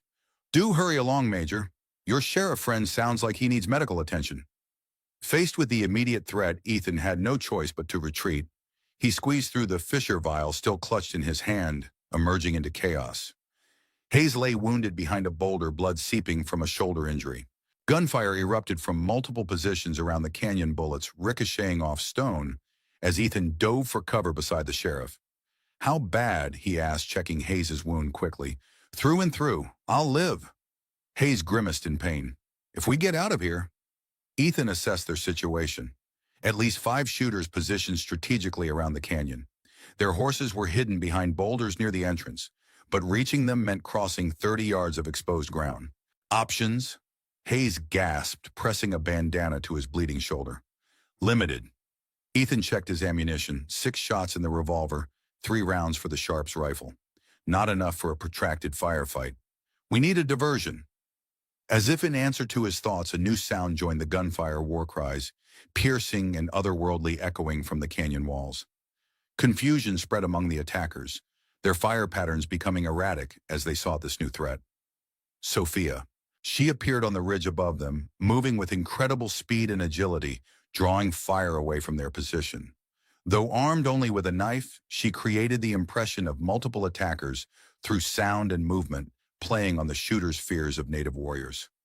Now, Ethan ordered, half-dragging Hayes toward the horses. While they're distracted, they reached the animals as Redgrave emerged from the fissure, shouting orders to his men. Bullets kicked up dust around them as Ethan helped Hayes onto his mount, then swung into his own saddle. Sophia, Ethan called, scanning the ridgeline for their ally. She appeared briefly at the canyon entrance, gesturing for them to follow, before disappearing again into the landscape. They rode hard, bullets whistling past as Redgrave's men gave chase. Sophia led them on a twisting route through the hills, using natural features to break line of sight with their pursuers. Her knowledge of the terrain proved invaluable as she guided them to a hidden arroyo, its entrance concealed by a rockfall. Inside, they dismounted Hayes, collapsing against the arroyo wall, face gray with pain and blood loss. Ethan checked the wound more thoroughly, cleaning it with water from his canteen. Lost some blood, but nothing vital hit. You'll live. Thanks for the diagnosis, Doc, Hayes muttered through gritted teeth. Though I might prefer the bedside manner of your lady friend right now. The mention of Sarah brought Redgrave's parting words back to Ethan's mind. Ask her about her real name. The implication troubled him deeply, but he pushed it aside to focus on their immediate situation. Sophia returned from scouting their back trail, her expression grim. They're still searching. The red-haired one is dead, but the colonel has many men. We need to get back to town, Ethan said, securing a proper bandage on Hayes' shoulder. Warn them about what Redgrave's planning. Town isn't safe, Sophia countered. The colonel has spies there. Everywhere. Hayes nodded weakly. She's right. And after today, he'll know I've turned against him. No one in Redemption Springs will be safe. Ethan considered their options limited and unappealing as they were. We need help. Professional help. Army, Hayes suggested. Too far. By the time they mobilized, Redgrave would have deployed the gas. Ethan shook his head. No, we need something closer. Something unexpected. Sophia spoke up, her dark eyes intense. The Apache. Both men stared at her in surprise. The bands still in these hills hate Redgrave as much as we do. They remember Devil's Canyon. She touched the turquoise beads in her hair. My mother's people would help us if asked properly. Can you reach them? Ethan asked. She nodded. 2 days right east. Less if I travel alone. Ethan weighed the risk against their desperate need for allies. Go. Tell them what Redgrave plans. Tell them it threatens their lands, their people. And you will head back toward town, but stay hidden. Try to discover where Redgrave's moved the cash, what his immediate plans are. Ethan checked his weapons again. And I need to speak with Sarah. The doctor, Hayes asked, struggling to sit up straighter. What's she got to do with this? Ethan's expression darkened. I'm not sure, but Redgrave wanted me to know something about her. Something he thought would hurt me. Don't trust her, Sophia warned. The colonel surrounds himself with loyalists and pawns. No one else. I don't trust anyone, Ethan replied. Except maybe you two. Sophia accepted this with a nod, already preparing to depart. 2 days. Watch for smoke signals on the eastern ridge. 3 short columns means I've succeeded. After she'd gone, Hayes leaned back against the arroyo wall, studying Ethan with new respect. You really think we can stop him? Redgrave, his men, the weapon? I don't know. Ethan secured the glass vial in a padded section of his saddlebag evidence, and leverage should they need it. But I do know this. I've hunted him for years, tracked him across territories, learned his patterns, his weaknesses. And Ethan's eyes grew cold as winter ice. And now he's hunting me, which means for the first time since Devil's Canyon, I have the advantage. Hayes frowned in confusion. How do you figure that? Because, Ethan said, checking the horizon before helping Hayes back onto his horse, he still thinks he knows me, still sees the officer who followed orders until that one fatal day. But that man died at Devil's Canyon. And who came back? Ethan mounted his own horse face, set in grim determination. Someone who has nothing left to lose. Someone who's already seen hell and won't hesitate to send Redgrave back there permanently this time. With that cold promise hanging in the air, they rode out of the arroyo, 2 wounded men against an army, carrying the terrible knowledge of what would happen if they failed. Night fell over the desert like a funeral shroud, stars emerging in the vast emptiness above. Ethan and Hayes made camp in a secluded box canyon 3 miles from Redemption Springs, close enough to observe the town, far enough to avoid accidental discovery. Hayes' condition had stabilized, though fever threatened. He slept fitfully, while Ethan kept watch, his mind replaying the confrontation with Redgrave, searching for insights, advantages, patterns that might be exploited. Most troubling were Redgrave's parting words about Sarah. The implication of some connection between her and the colonel gnawed at him, raising questions he'd previously ignored in his single-minded pursuit. Why had a doctor of her obvious skill settled in a backwater mining town? Why had Redgrave taken her specifically as his prisoner? And why had he seemed so confident that her true identity would matter to Ethan Dawn, brought no clarity, only the certainty that they needed more information before proceeding. Using Hayes' spyglass, Ethan observed redemption springs from a ridge overlooking the town. Activity seemed normal: miners heading to work, shopkeepers opening their doors, the saloon already serving its earliest customers. Too normal considering the town's doctor remained missing, and its sheriff was now a fugitive. "They're watching and waiting," Hayes commented, joining Ethan at his observation post despite his injury. "Redgrave's men will be in town monitoring who comes and goes." "Agreed, which means I can't just walk in." Ethan lowered the spyglass, considering options. "But I need to make contact with someone, learn what's happening with Sarah with Redgrave's plans." "There's a back way into town," Hayes offered. "Old mining tunnel comes out in the livery stable cellar. Owner's name is Barton. Decent sort, keeps to himself." "Can he be trusted?" Hayes shrugged, then winced at the pain the movement caused. "More than most. Has no love for Redgrave's bunch after they shot his boy last year."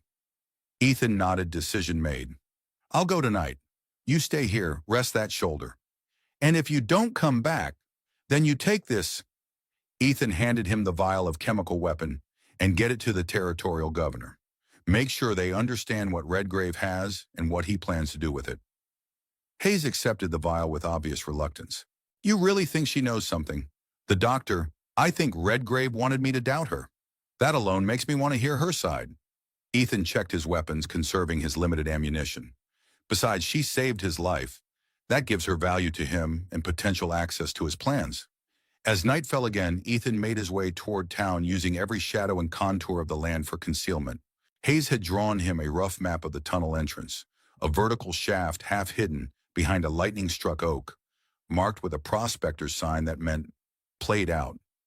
The entrance was where Hayes had indicated, though barely wide enough for a man to squeeze through. Ethan descended carefully, using iron spikes driven into the shaft wall as a makeshift ladder. At the bottom, a narrow horizontal tunnel led toward town, its low ceiling forcing him to crouch as he made his way forward. After several hundred yards, the tunnel opened into a small chamber that had once served as a natural underground stable. A wooden ladder led up to a trap door, the entrance to the livery stable's cellar. Ethan listened carefully before ascending. Voices murmured above, at least two men in conversation. He edged the trap door open a fraction, enough to glimpse lantern light and hear more clearly. "Told you I ain't seen the sheriff in 3 days. Shuck." The voice was gruff, age presumably belonging to Barton, the stable owner. "And we told you to send word if that changes." The second voice was younger, harder. "Colonel wants Hayes found. Him and the stranger both." "What stranger?" A sharp sound, flesh striking flesh. "Don't play dumb, old man. Tall fella, scar on his face, carries a fancy rifle. Came to town same day the doc disappeared. Lot of strangers passed through. Can't remember 'em all." Another blow followed by a pained grunt. "Your memory better improve, Barton. Colonel's patience is wearing thin. Real thin." "I'll keep an eye out," Barton muttered, voice thick with pain. "Now get out. Got horses to tend." Heavy footsteps, then the sound of a door closing. Ethan waited a full minute before pushing the trapdoor fully open and climbing into the cellar. Barton spun at the sound, pitchfork raised defensively. He was older than Ethan expected, well into his 60s, with a weathered face and hands gnarled from decades of hard work. Fresh blood trickled from a split lip. "Who the hell are you?" he demanded, pitchfork unwavering. "Friend of Hayes." Ethan kept his hands visible, non-threatening. "He told me about your tunnel." Barton's eyes narrowed, suspicious but not immediately hostile. "Sheriff's been missing 3 days. Same as the doc. I know where he is, wounded but alive." "And I should believe you because Redgrave's men are looking for me too." Ethan gestured to the stable owner's injuries. "And it seems we have similar opinions of their methods." Barton lowered the pitchfork, slightly studying Ethan with shrewd eyes. "You're him, ain't you, the one they're all head up about? The one who shot up Redgrave's boys in the saloon?" Ethan nodded once. "Heard they got $100 bounty on your head now?" Despite his words, Barton seemed more impressed than tempted. He set the pitchfork aside, moving to a small wash basin to clean his bloodied face. What do you want from me? Information. About the town, about Redgrave's men, about Dr. Winters. Barton's expression darkened at the mention of Sarah. Good woman, the doc. Treated my boy after Redgrave's animals shot him. Wouldn't take payment neither. He dried his face on a relatively clean rag. They took her 4 days back. Ain't been seen since. Has anything unusual happened in town since then? Deliveries, strangers, military movements? Matter of fact, yeah. Barton lowered his voice, though they were alone in the cellar. Wagon came through yesterday. Army surplus type heavy canvas cover. 4 men riding shotgun. Didn't stop in town, headed straight north toward the hills. Toward the mining camp. That's what I figured. But here's the strange part they came back through this morning. Wagon empty, riding hard like the devil himself was on their tail. Ethan absorbed this information, fitting it into the emerging picture of Redgrave's operations. The colonel was moving pieces, consolidating resources, preparing for the next phase of his plan. Anyone else in town I can trust, anyone who might know more about Sarah, about what Redgrave's planning. Barton considered the question carefully. Most folks keep their heads down, try not to get noticed. But there's the widow Sullivan, runs the boarding house. Tough old bird, lost her husband to the Red Riders last year. She hears things, sees things. How do I reach her without being spotted? Back door of her place connects to the alley behind the general store. I can get word to her, tell her to expect you. Barton hesitated, then added, but you should know folk are scared. Real scared. Word is Redgrave's bringing in his whole outfit. 20-30 hard men. Some say he's planning something big. He is, Ethan confirmed grimly. Bigger than anyone realizes. Barton studied him with renewed intensity. You know what it is, don't you? What he's really after? Yes. Bad. Worse than you can imagine. The stable owner nodded slowly, decision crystallizing in his weathered face. All right then, I'll help however I can. Not much fight left in these old bones, but I'm sick of watching good people die while cowards look the other way. Speaking of cowards, Ethan ventured, anyone been asking specific questions about me about Hayes? Someone who might be reporting to Redgrave? Barton's expression hardened. As a matter of fact, yeah. That new fella at the assay office, Jenkins. Been mighty curious about you and the sheriff both. Always listening, always watching. Got a mean look about him, too, when he thinks nobody's paying attention. The name struck Ethan like a physical blow. Jenkins, the same man who had been with Malcolm in the underground chamber, who had escorted Sarah to her quarters. Not just a spy then, but one of Redgrave's inner circle. Tall, thin beard trimmed close. That's him. Know him. We've met. Ethan checked his weapons with newfound urgency. When can you get word to the widow Sullivan? First light. She takes breakfast alone on her back porch, away from her boarders. Barton gestured to a small room off the cellar. You can bed down there till then. Not comfortable, but it's safe. Ethan nodded his thanks, already planning his next moves. If Jenkins was in town playing the role of assayer while reporting to Redgrave, he might have access to information about Sarah, about the colonel's immediate plans. One way or another, Jenkins would provide answers. Dawn found Ethan hidden in a narrow space between the general store and a disused storage shed, watching the back door of the boarding house through a gap in the weathered boards.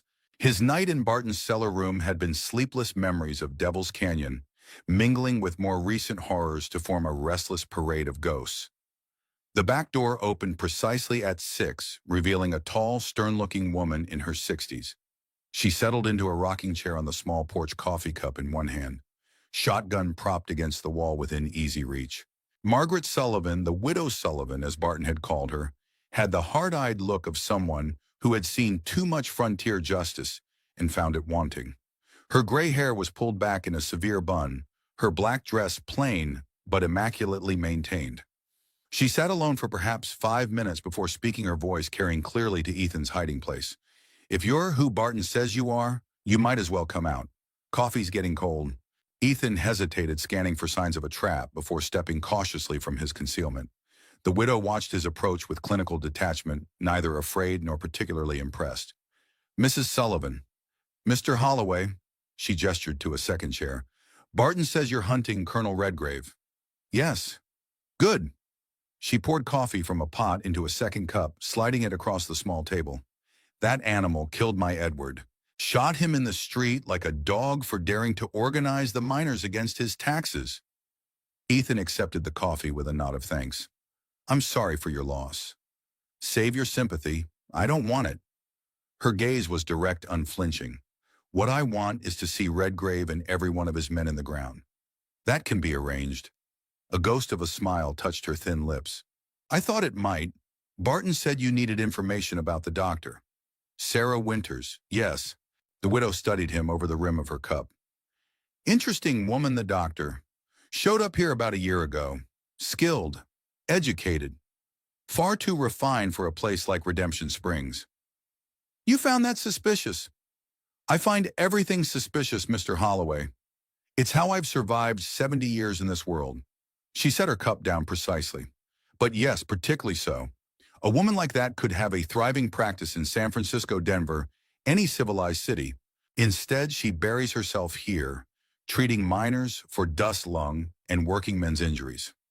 Did she ever mention her past family? Claimed to be a widow like me. Said her husband was a surgeon killed in the war. Mrs. Sullivan's eyes narrowed slightly. But she wore no wedding ring and sometimes forgot to answer to Mrs. Winters. The revelation sent a chill through Ethan that had nothing to do with the morning air. Did you ever hear her mention a father or the name Redgrave? Redgrave, no. The widow frowned. But something happened about 2 months back. A stranger passed through town, old military type, consumptive, dying by inches. I put him up in my boarding house. The old soldier Hayes mentioned, Ethan murmured. The one with information about the cash. Mrs. Sullivan nodded. Don't know about any cash, but he and the doctor had words one night. Heated words. I heard him call her by a different name, Elizabeth or Eliza, something like that. Next morning he was gone. Week after that, Redgrave's men started showing up in greater numbers. Ethan's mind worked through these new details, adding them to the puzzle that was Sarah Winters. Could she be connected to Redgrave, a relative, an accomplice, or something else entirely? There's more, the widow continued. 2 nights ago, that weasel from the assay office Jenkins had visitors. Men I didn't recognize, not Redgrave's usual type. Better dressed, better spoken. Military bearing, but not wearing uniforms. Government men. Possibly, they spoke too quiet for me to hear much, but I caught one phrase, Project Gehenna. The name meant nothing to Ethan, but the fact that outside interests were now involved complicated an already dangerous situation. If the government had gotten wind of Redgrave's discovery, they might be moving to secure the cash themselves or eliminate anyone who knew about it. Thank you, Mrs. Sullivan. This helps. Ethan rose to leave, but the widow's hand shot out, gripping his wrist with surprising strength. One more thing. The doctor, before they took her, she left something with me. Said if anything happened to her, I should give it to someone who could stop Redgrave. She reached into her dress pocket, withdrawing a small key. This opens a lockbox in her clinic, behind the medicine cabinet hidden compartment. Ethan accepted the key, turning it over in his palm. Any idea what's inside? No, but she was frightened when she gave it to me. More frightened than I'd ever seen her. The widow's eyes held his. Whatever game is being played here, Mr. Holloway, I think the doctor's caught in the middle of it. Maybe not entirely by choice. I'll keep that in mind. Ethan pocketed the key mine, already calculating the risk of entering Sarah's clinic in broad daylight. If I need to reach you again, I'll be here. Edward always said a Sullivan dies in their own home, or not at all. Her expression hardened. But Mr. Holloway, when you find Redgrave, when you put him down like the rabid dog he is, make it slow. For Edward. For all of them. The cold fury in her voice matched something in Ethan's own heart, a darkness he normally kept carefully contained. He nodded once, not trusting himself to speak, then slipped back into the shadows of the alley. The clinic stood silent and dark, its windows shuttered since Sarah's abduction. Ethan approached from the rear, using the delivery entrance that faced an empty lot rather than the main street. The door was locked, but yielded easily to his knife and practiced hand. Inside, the clinic smelled of antiseptic and herbs, surprisingly clean despite its abandonment. Ethan moved through the shadowed rooms with practiced stealth alert for any signs of occupation or surveillance. The building appeared empty, but he took no chances, checking each room methodically before proceeding to the next. The examination room contained the medicine cabinet misses. Sullivan had mentioned a large wooden structure bolted to the wall filled with neatly labeled bottles and medical supplies. Ethan ran his fingers along its edges, searching for the hidden compartment. A seam in the wood paneling behind the cabinet revealed a small door disguised as part of the wall. The key fit perfectly, turning with a soft click. Inside the hidden space was a metal box, military issue, the kind officers used for personal documents. Ethan withdrew it carefully, setting it on Sarah's examination table. The lock had been forced at some point, then crudely repaired. It opened without resistance, revealing a collection of papers, letters, and a small leather-bound journal. The first document he examined was a military commission for one Lieutenant Elizabeth Redgrave, Medical Corps, Confederate States Army. Attached was a faded photograph of a much younger Sarah, her hair longer but her features unmistakable, wearing a simple dark dress from the war period. Elizabeth Redgrave, not Sarah Winters. The revelation struck Ethan like a physical blow. He had been pursuing Redgrave for years, learning everything possible about the man, yet had never uncovered any mention of a daughter. The colonel had been notoriously private about his personal life, even during their time serving together. With growing dread, Ethan turned to the journal. The earliest entries dated from 1865, the last days of the war, written in a neat, precise hand. Father's behavior grows more erratic daily. The war's end approaches, yet he speaks of new beginnings, of weapons that will reshape the continent. I fear the brilliance that once served our cause has twisted into something darker, something dangerous. Later entries documented Elizabeth's growing horror as her father's atrocities mounted, culminating in a passage that chilled Ethan's blood. Devil's Canyon. God forgive him, for I cannot. Innocents slaughtered, children among them all, for his precious Project Gehenna. One officer tried to stop it, Major Holloway of the Union forces. Father shot him personally, left him for dead among the bodies. Said it was necessary, that Holloway knew too much. But what terrible knowledge justifies such butchery? I can no longer recognize the man who raised me. The final entries detailed Elizabeth's escape from her father's control, her adoption of the name Sarah Winters, her medical training in Europe, and ultimately her deliberate return to the territories where Redgrave operated, not in support of his cause, but in opposition to it. I have tracked him to this region. The weapon he sought during the war, this Gehenna gas, lies buried in these hills. Father means to find it, to use it to carve out his own empire from the ashes of those who oppose him. I cannot allow this. What I lack in physical strength, I will make up for in cunning. I will find the cash before he does, and I will destroy it, even if it means destroying him and myself in the process. The last entry was dated just 3 weeks earlier. A man arrived in town today, Major Holloway, though he uses another name now. The officer from Devil's Canyon, the one who tried to stop the massacre. He survived Father's bullet after all. They say he has hunted Father for years, tracking him across the territories. Perhaps in him I have found an ally in this impossible task. But can I trust him with the truth of who I am? Or would the revelation that Redgrave's blood runs in my veins turn his vengeance toward me as well? Ethan closed the journal, mind reeling from these revelations. Sarah Elizabeth was Redgrave's daughter, working against him from within. She had recognized Ethan, known his purpose, yet kept her own identity secret out of fear he would reject her help. And now Redgrave held her prisoner, perhaps already aware of her betrayal.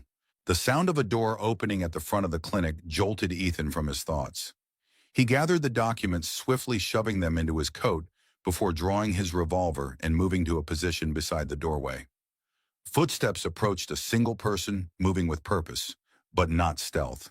Through the crack in the door, Ethan caught a glimpse of a familiar figure, Jenkins, from the assay office. The spy had entered alone, seemingly unaware of Ethan's presence. He moved directly to the medicine cabinet, searching it with growing frustration before turning his attention to the wall behind. Ethan stepped into the doorway, revolver leveled. Looking for something, Jenkins... The man froze, then slowly raised his hands. Major Holloway, we meet again. Turn around, slowly. Jenkins complied, his thin face composed despite the weapon aimed at his heart. I wondered if you might come here. The doctor left something for you, didn't she? Why are you here? A tight smile. Same reason as you. Information. He gestured slightly toward the now empty hidden compartment. I see you found it already. The good doctor's little confession. How much do you know about her? Enough. That she's Redgrave's daughter? That she's been working against him, feeding information to various interested parties? Jenkins' smile widened slightly. Including mine. Ethan's eyes narrowed.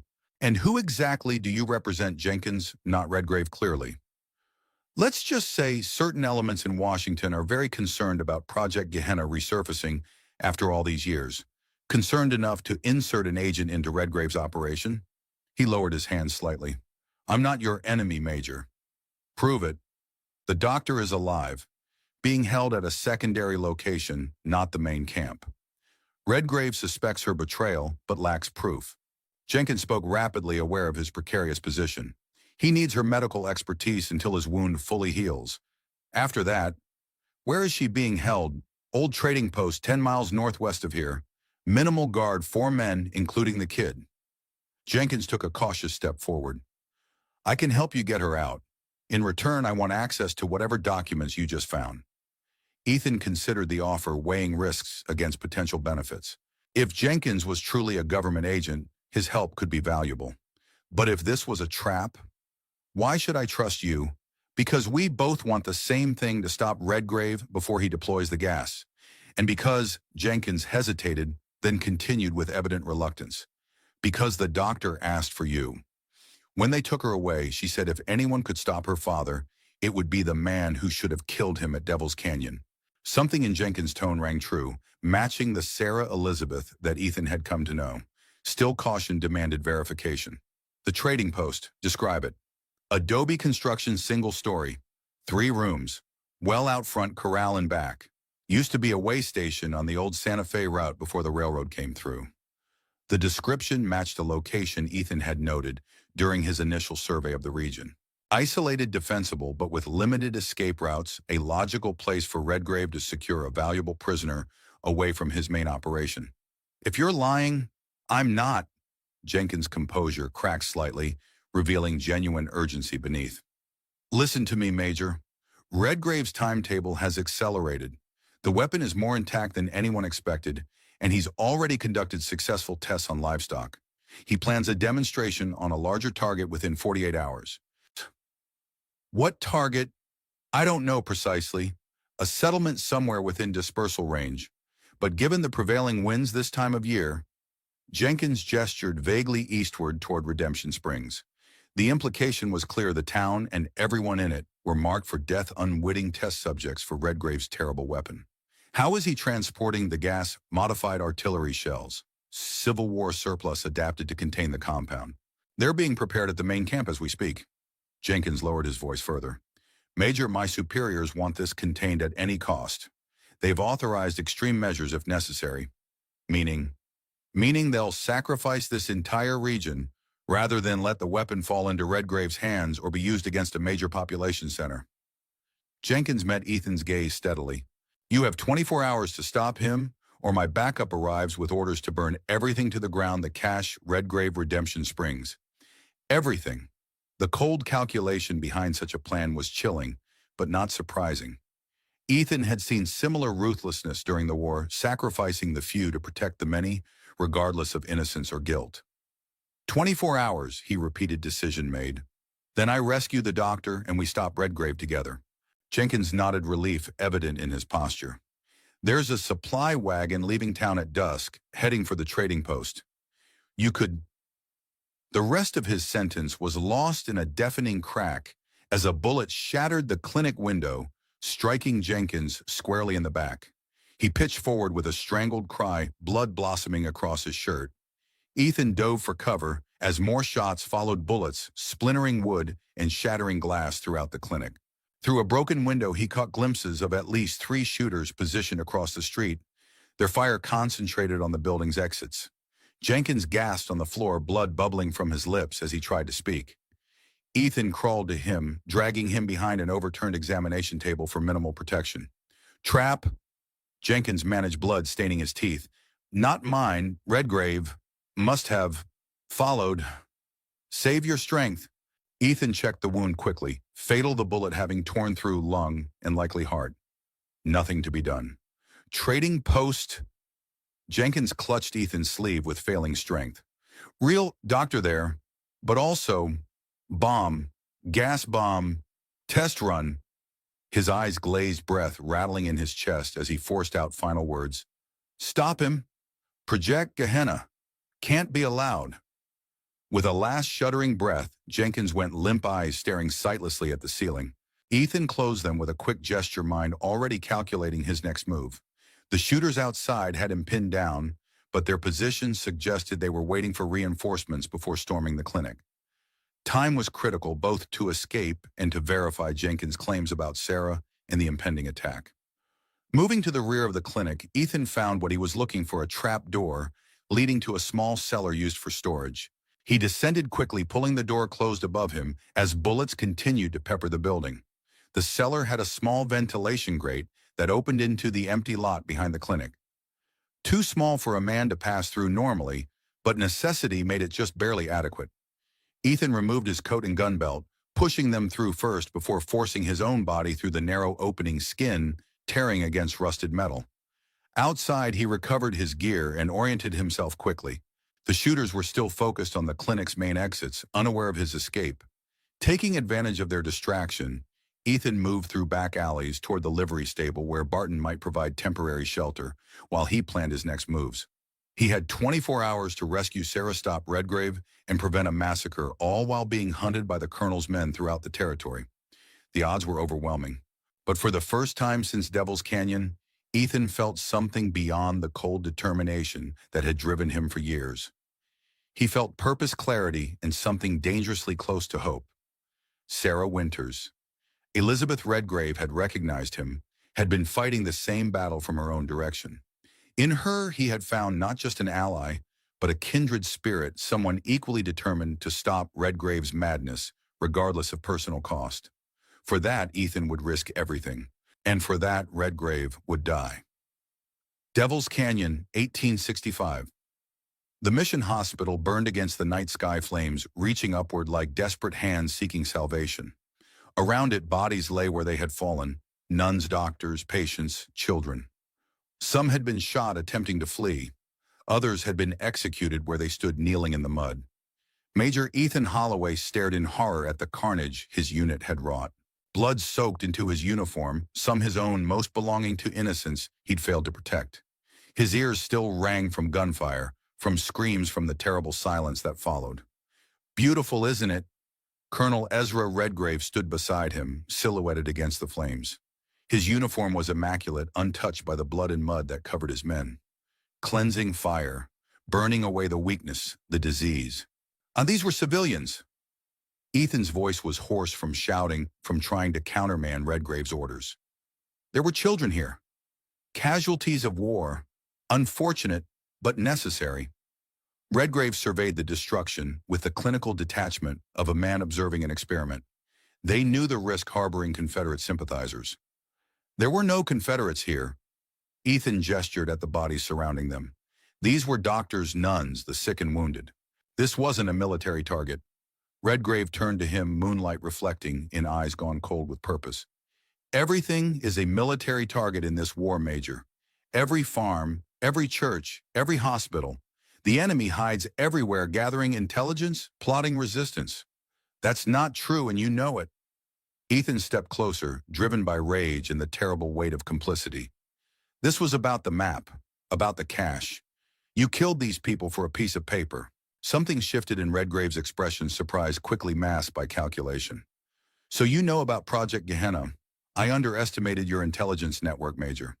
I know you've been pursuing it for months, that Washington ordered it buried after the test results came back. Ethan's hand drifted toward his sidearm. I know you're planning to recover it for your own purposes, not the Union's. Redgrave smiled thinly. The Union is dying, Major. The war may end, but the hatred, the division that will continue for generations. What comes next will require strength, vision, the courage to do what is necessary. And what exactly is necessary? Colonel, more massacres like this one? More innocent blood? If required, yes. Redgrave's voice hardened. The old order is collapsing, Ethan. Those who control the future will be those with the power to shape it, to enforce their will upon chaos. With poison gas, with weapons that kill indiscriminately. Ethan shook his head in disgust. That's not order, Ezra. That's just more death. Death is the only certainty in this world. Redgrave gestured at the burning hospital. These people were going to die eventually. At least their deaths serve a purpose. They've brought me one step closer to the cash. It was the casual cruelty, the absolute certainty in Redgrave's voice that decided Ethan. He had followed orders, trusted the chain of command, believed in the cause. But this perversion of everything he'd fought for was a line he could not cross. His hand moved to his revolver. I can't let you do this, Ezra. Can't let you continue. Redgrave observed the movement with something like disappointment. I had hopes for you, Ethan. Thought you might be one of the few with the stomach for what's coming. He sighed. Pity. Us. The gunshot came so quickly Ethan barely registered Redgrave's draw. Pain bloomed in his chest, shocking in its intensity. He staggered backward, his own weapon clearing leather too late. He fired anyway, the bullet striking Redgrave squarely in the chest. The colonel jerked with the impact but remained standing, supported by two of his loyal men who had materialized from the shadows. Good shot, Redgrave commented, pressing a hand to his wound. But not good enough? Ethan fell to his knees, strength draining with his blood. Around him, Redgrave's men gathered, watching impassively as their commander approached the fallen major. You could have been part of it, Ethan. Part of the new world. Redgrave knelt beside him, voice softening almost to tenderness. Instead, you die here among traitors and weaklings. Forgotten. Unmourned. Ethan tried to respond, but blood filled his mouth, choking his words. His vision darkened at the edges as Redgrave stood issuing final orders. Leave him. Let the fire take him with the rest. The colonel turned away, supported by his men. We moved north. The courier's map points to the Redemption Hills. As consciousness faded, Ethan became aware of a presence beside him, a young woman in a simple dark dress, her face partially hidden by a scarf. She watched Redgrave's departing figure with undisguised hatred before turning her attention to Ethan. Stay still, she whispered, pressing a cloth against his wound. I'll help you. Who? He managed, blood staining his lips. Elizabeth, she replied, glancing fearfully after Redgrave's retreating form. My name is Elizabeth Redgrave, and I think we both want the same thing, Major Holloway. What's that? He gasped, darkness closing in. Her answer followed him into unconsciousness, a promise that would sustain him through years of hunting, years of waiting. To stop my father, whatever the cost. Barton's expression was grim as he listened to Ethan's account of the ambush at the clinic. They sat in the livery stable's small office door, Bard speaking in hushed tones, despite the unlikely prospect of being overheard above the afternoon thunderstorm that had rolled in from the west. Jenkins was a government man. The stable owner shook his head in disbelief. Never would have guessed. Thought he was one of Redgrave's top lieutenants. That was the point, Ethan replied, checking his weapons for what seemed the 100th time. He infiltrated Redgrave's operation, gained his trust, until something tipped the colonel off. And now he's planning to gas the whole damn town. Barton's weathered face paled. Jesus, we need to evacuate, warn people. We can't. Ethan's voice was flat. Any unusual movement in town would alert Redgrave's spies. He'd accelerate his timetable, maybe release the gas immediately. So what then? We just sit here and wait to die? No, I go to the trading post, free the doctor. Together we find and destroy the cash before Redgrave can deploy it.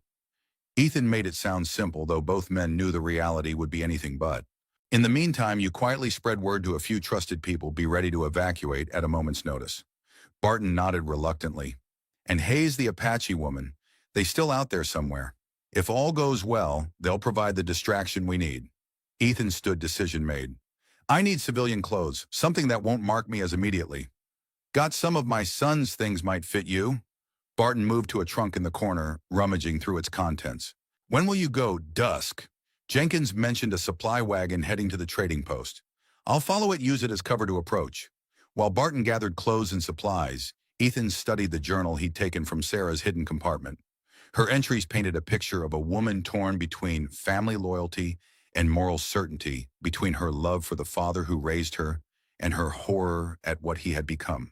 One passage in particular caught his attention, a description of the trading post where she was now imprisoned. Father acquired the old Sanchez trading post last year, converting it to a forward position for his operation. Its isolated location makes it ideal for activities he wishes to keep separate from the main camp. The building itself is adobe thick-walled with only 3 rooms.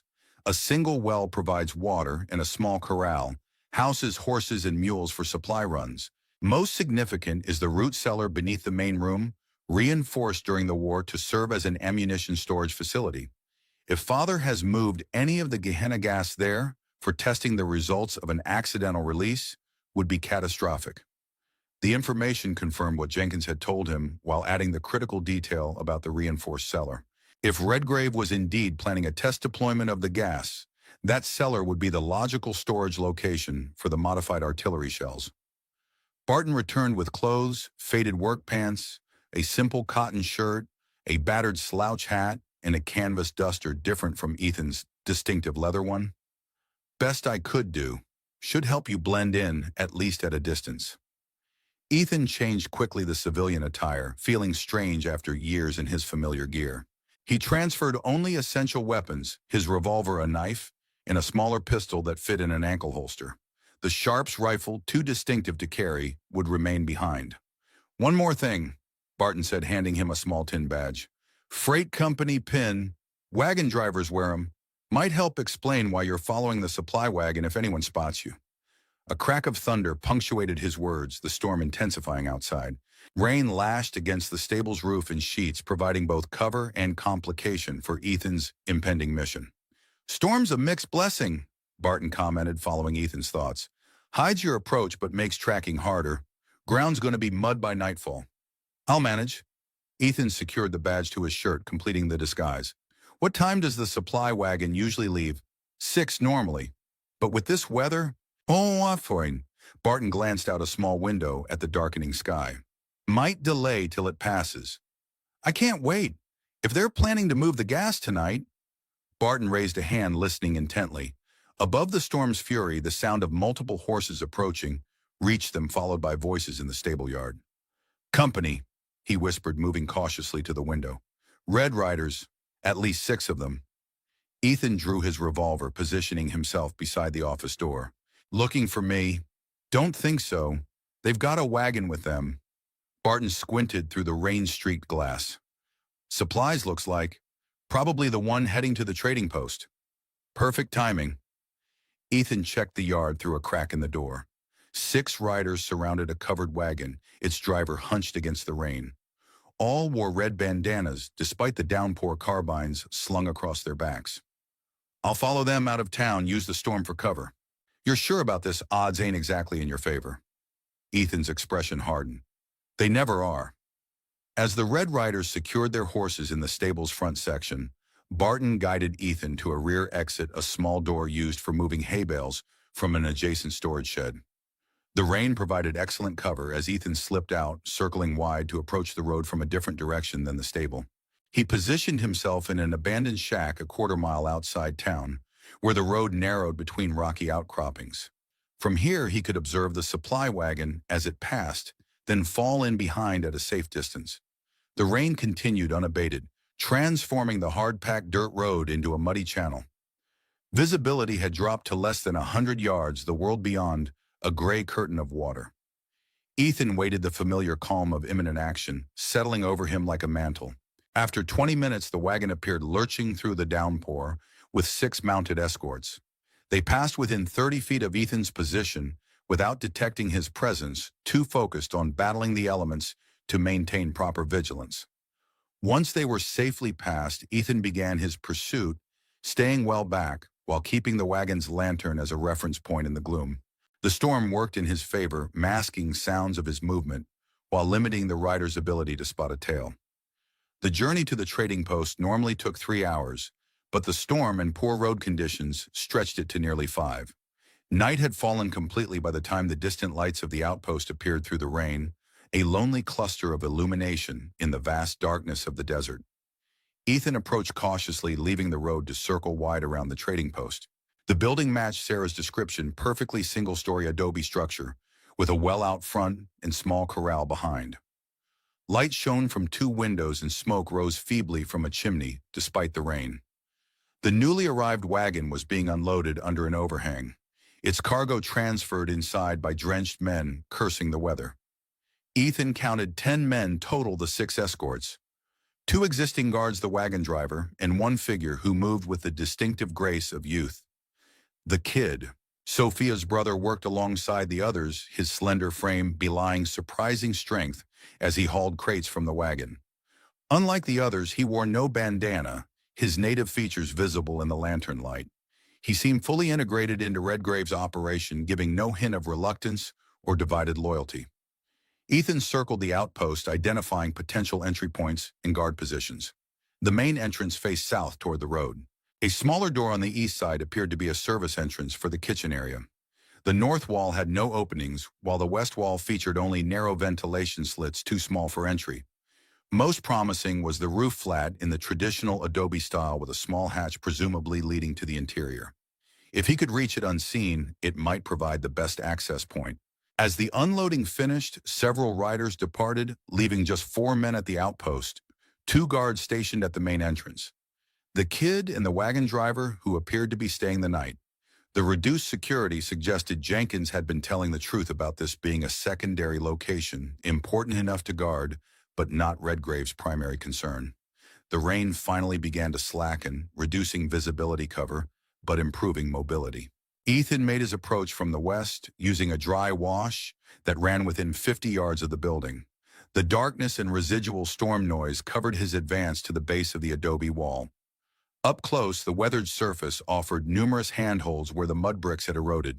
Ethan began his climb, testing each hold carefully before committing his weight. Halfway up, a brick crumbled under his grip, nearly sending him falling. He caught himself with his other hand, heart pounding, as loose material clattered to the ground below. He froze, listening for any reaction from within. When none came, he continued his ascent, reaching the flat roof without further incident. The access hatch was simple, a wooden trap door with a basic latch. It opened quietly under his careful touch, revealing a storage area below. Ethan lowered himself through the opening, dropping silently to the floor. Crates and barrels surrounded him, mostly containing standard supplies, flour beans, ammunition, the necessities of frontier living. But one section caught his attention immediately. 3 wooden crates marked with the same stencil he'd seen in the cache. Materials Testing Division. Inside one, nestled in straw packing, were 2 artillery shells modified with brass fittings and what appeared to be timer mechanisms. The Gehenna gas weapons prepared for deployment. Sarah's journal entry had been correct. Redgrave was storing at least part of his terrible weapon here, presumably for the test run Jenkins had mentioned, with his dying breath. Voices approached from an adjacent room, 2 men in conversation. Ethan melted into the shadows behind a stack of flour barrels as the door opened, admitting the kid and one of the guards. They moved to the supply crates, checking contents and making notes on a crude inventory sheet. "Colonel wants confirmation on the shells," the guard was saying. "Says we deploy tomorrow night if the weather clears." The kid nodded, examining one of the modified artillery pieces with careful hands. "These 2 are ready. Timers set, seals checked. Just need to be positioned before activation." "Where's the target again?" The guard sounded nervous, uncomfortable with the weapon he was handling. "Settlement east of here. Small farming community." The kid's voice was flat, emotionless.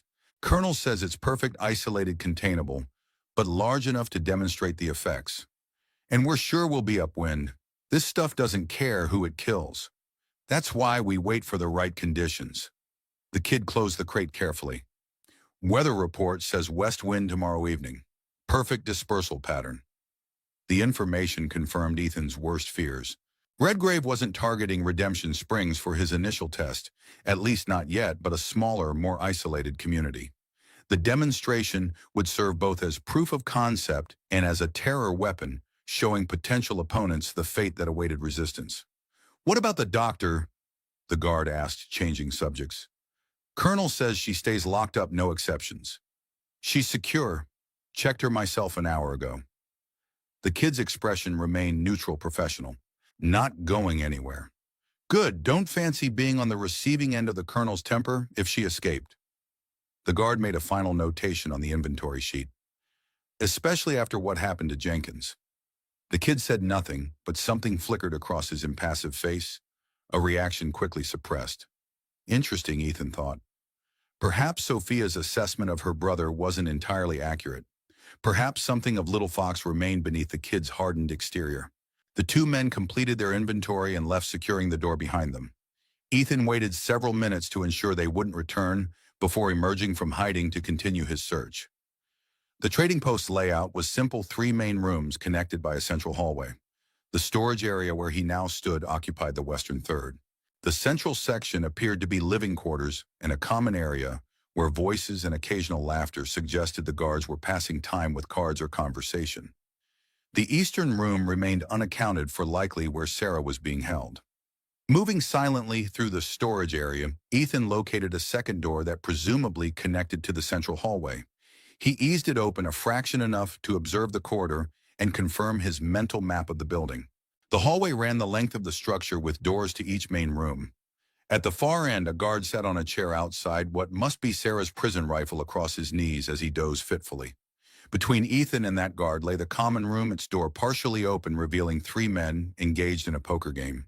The kid was not among them, suggesting he might be elsewhere in the building, perhaps checking the perimeter or retired to sleep. The situation presented multiple challenges.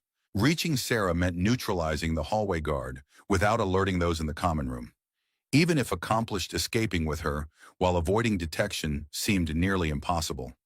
And then there was the matter of the artillery shells. Leaving such weapons intact was unthinkable.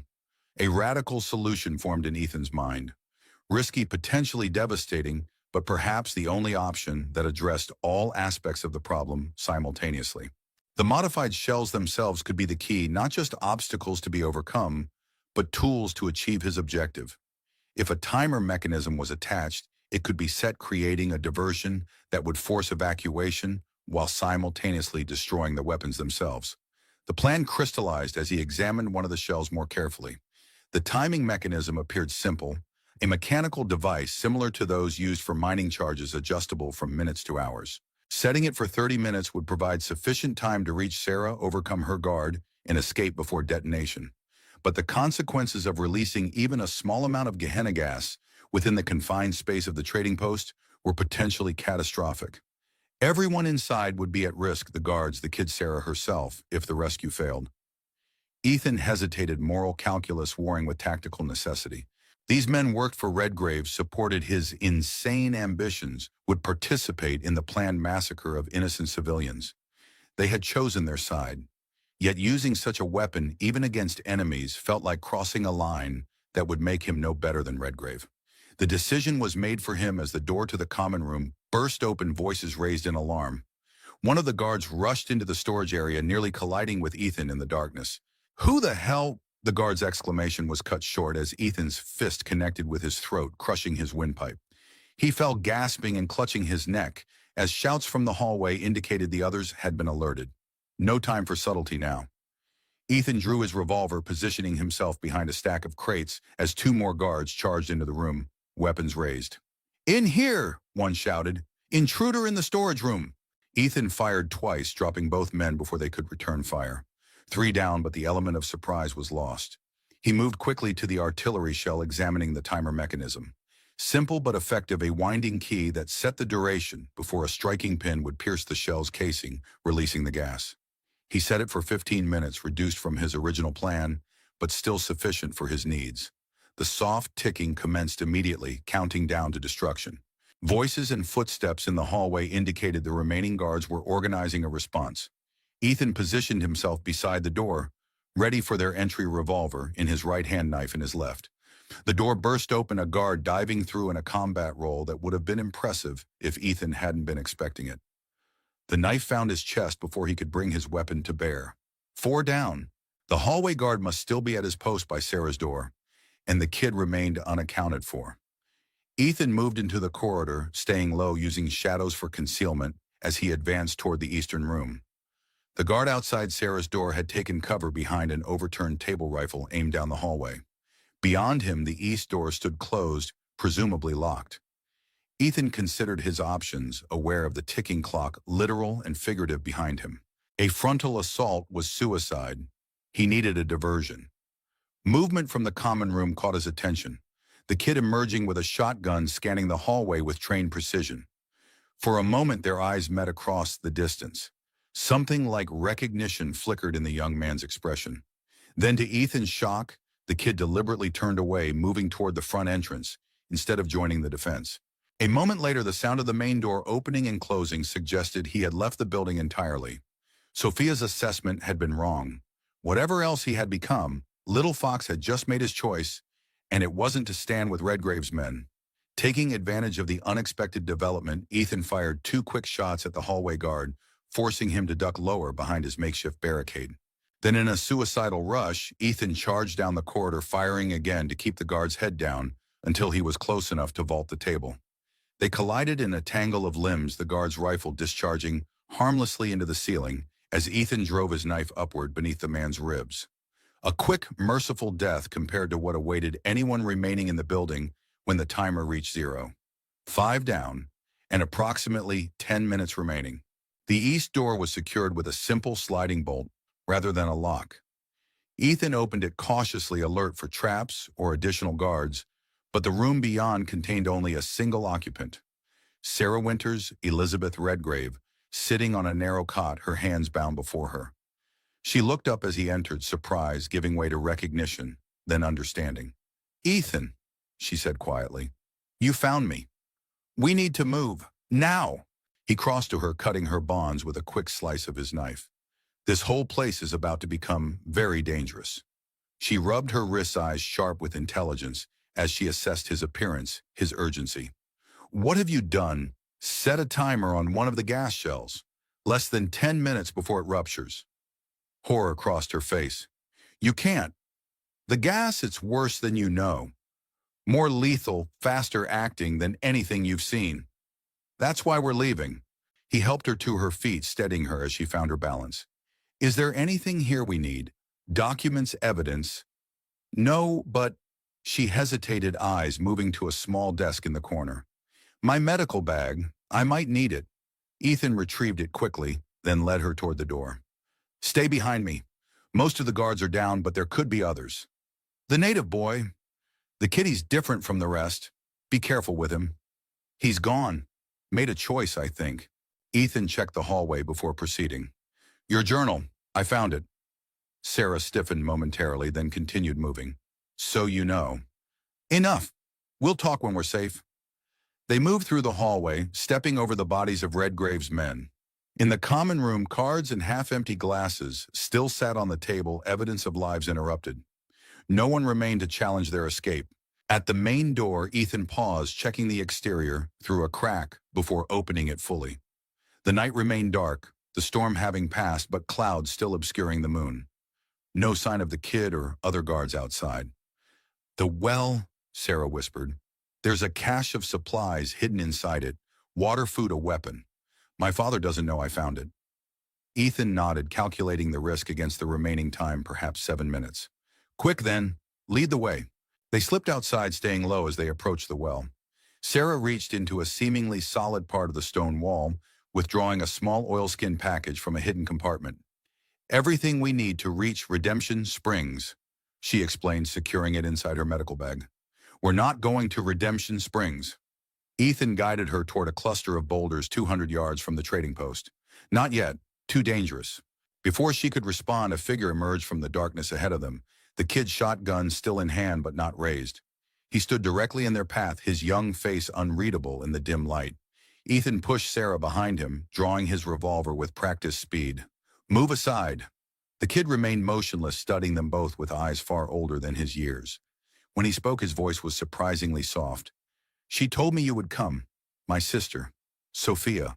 The revelation struck Ethan like a physical blow. "You've seen her, spoken with her." 3 days ago, by the old burial grounds." The kid's expression remained neutral, but something shifted in his posture, a subtle relaxation. "She said you would try to save the doctor. Said you were hunting the colonel." "I am." "Good." The kids stepped aside, clearing their path. "He's at the main camp, preparing the full deployment. 30 shells enough to cover miles." "When?" "Tomorrow night, with the west wind." He gestured toward the trading post behind them. These 2 shells were just the test, to make sure the timers worked. Sarah moved forward, studying the young man with a doctor's clinical precision. "You're helping us." Why? For the first time, emotion crossed the kid's face, a flash of pain quickly suppressed. Because I was there. At Devil's Canyon. I saw what he did. What he made others do. His eyes met Ethan's. What he tried to make you do.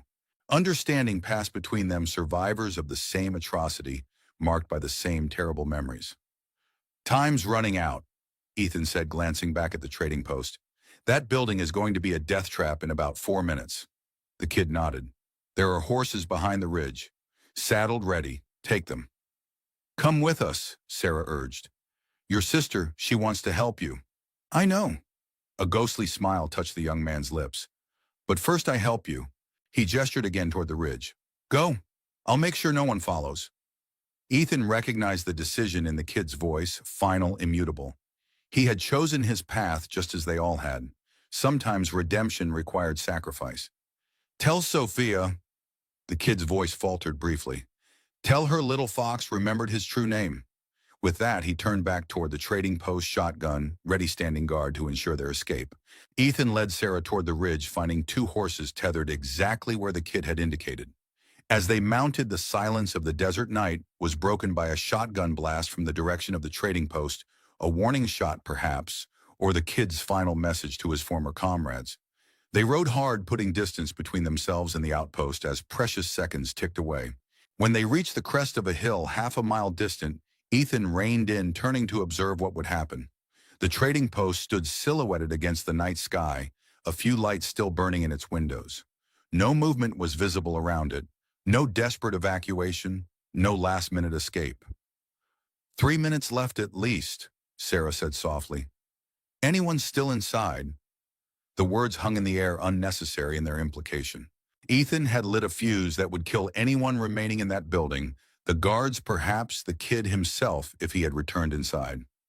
More blood on his hands, more deaths to carry, but also fewer soldiers for Redgrave's cause, and 2 fewer gas shells for his arsenal. They watched in silence as the minutes passed, their tension building with each moment of stillness. Then without warning, a pale green mist erupted from the trading post windows, and not an explosion, but a silent, deadly cloud that billowed outward like some malevolent spirit. Even at this distance, the effects were immediate and horrifying.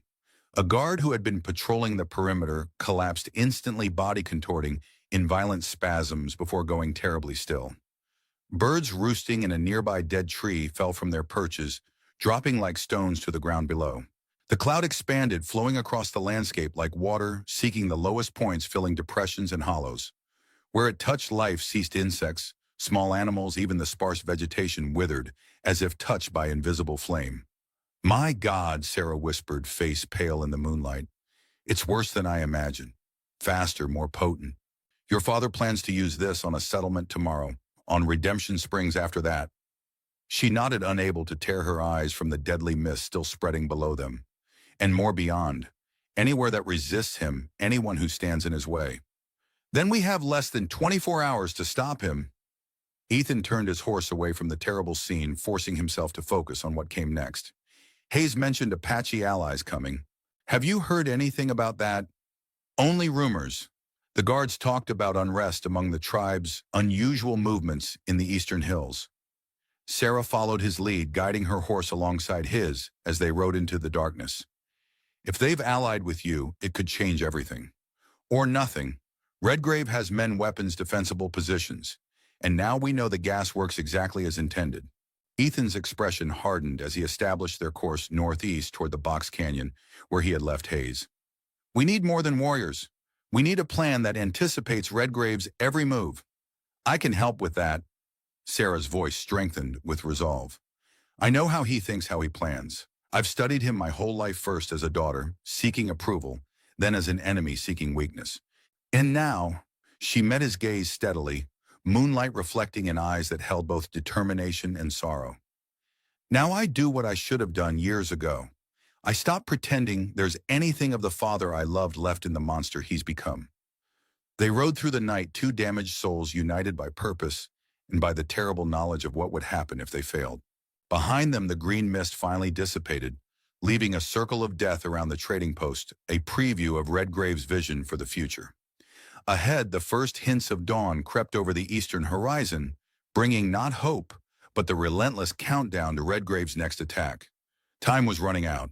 The rendezvous point Ethan had established with Hayes was a natural cave, high on the wall of a narrow canyon, accessible only by a treacherous path that switchbacked up the almost vertical surface. The location offered excellent visibility of the surrounding terrain, while remaining virtually invisible from below. They reached it shortly after sunrise, Ethan leading the way up the precarious trail with Sarah close behind. Hayes' rifle appeared at the cave entrance as they approached, then lowered in recognition. "Thought you might be dead," the sheriff called his wounded arm, now properly bandaged but still held close to his body. "Heard shooting from town last night, then nothing." "Nearly was." Ethan dismounted at the cave entrance, helping Sarah from her horse. "Sheriff Hayes, meet Dr. Elizabeth Redgrave." Hayes's eyes widened at the name hand instinctively moving toward his weapon before stopping. "Redgrave. As in, Colonel Redgrave's daughter, yes," Sarah answered calmly. "But I assure you, Sheriff, I'm no more loyal to him than you are." Ethan led them into the cave where signs of Hayes's occupation were evident. A small fire ring, provisions neatly organized bedroll laid out along one wall. The vial of Gehenna gas that Ethan had entrusted to him was carefully packed in a wooden box cushioned with cloth. "Where's Sophia?" Ethan asked, scanning the cave. "Left yesterday to contact her people." Hayes winced as he sat shoulder-wound, clearly paining him. "Said to expect word by sunset today if she succeeds." "The kid, her brother, is alive," Ethan informed him. "Or was when we escaped the trading post." Hayes's eyebrows rose in surprise. "He let you go?" "More than that, he helped us." Ethan described their encounter with the kid, his apparent change of heart, and the horses he had provided for their escape. He omitted detailed description of the gas release, saying only that the modified shells had been neutralized. "So what's the plan?" Hayes asked when he'd finished. "We still got an army of killers out there led by a madman with poison gas." "We stop him," Sarah stated simply, unfolding a map from her medical bag and spreading it on a flat rock. "Tonight before he can deploy the remaining shells." "Arm." The map detailed the region with surprising accuracy, including Redgrave's main camp, the now destroyed trading post, and key terrain features that might affect their approach. Sarah had marked positions of guard posts, tunnels, and most critically, the underground chamber where the bulk of the gas weapons were stored. "My father keeps a precise schedule, a habit from his military days," she explained, indicating various times noted along the map's edge. "Guard changes, supply deliveries, his own daily movements, all follow patterns that can be predicted and exploited." "How current is this information?" Ethan asked, studying the notations with professional interest. "3 days old, but confirmed by what I overheard during my captivity." Sarah pointed to the underground chamber. "This is our primary target. The gas shells are stored here, guarded by his most trusted men. Destroying it neutralizes the immediate threat." Hayes leaned forward, examining the map with growing hope. "And Redgrave, himself. His quarters are here." She indicated a separate structure at the edge of the main camp. "Private, heavily guarded with multiple escape routes. Targeting him directly would be nearly impossible with our limited resources." "So we destroy the weapon, not the man?" Ethan concluded, though the prospect of leaving Redgrave alive sat poorly with him after years of hunting. "For now, yes." Sarah met his gaze, understanding the conflict in his eyes. "The weapon is the immediate threat to thousands of lives. Once it's neutralized, we can focus on bringing my father to justice." The pragmatic approach made tactical sense, but something in Ethan rebelled against it. Redgrave had escaped justice at Devil's Canyon, had rebuilt his power, had continued his atrocities unchecked. Allowing him another escape felt like a personal failure, a betrayal of all those who had died. "You don't think he'd be involved in the deployment?" Hayes asked, breaking the tense silence. "Seems like he'd want to witness his grand plan succeeding." Sarah considered this. "Possibly. He's cautious but also theatrical. Likes to observe his victories firsthand. Which means he might be vulnerable during the deployment itself." Ethan noted a strategy taking shape in his mind. "If we time our attack to coincide with his planned demonstration, we could potentially eliminate both threats simultaneously."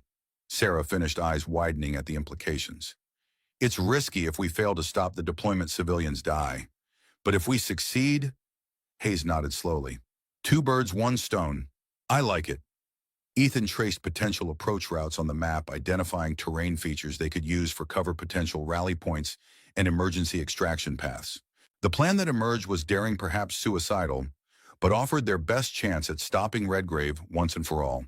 The key would be timing and coordination, striking precisely when Redgrave was focused on his demonstration, dividing his forces between deployment and defense. "We still need more men," Hayes pointed out, the reality of their situation impossible to ignore. "3 of us against Redgrave's entire outfit. Even with surprise, those are suicide odds." 4.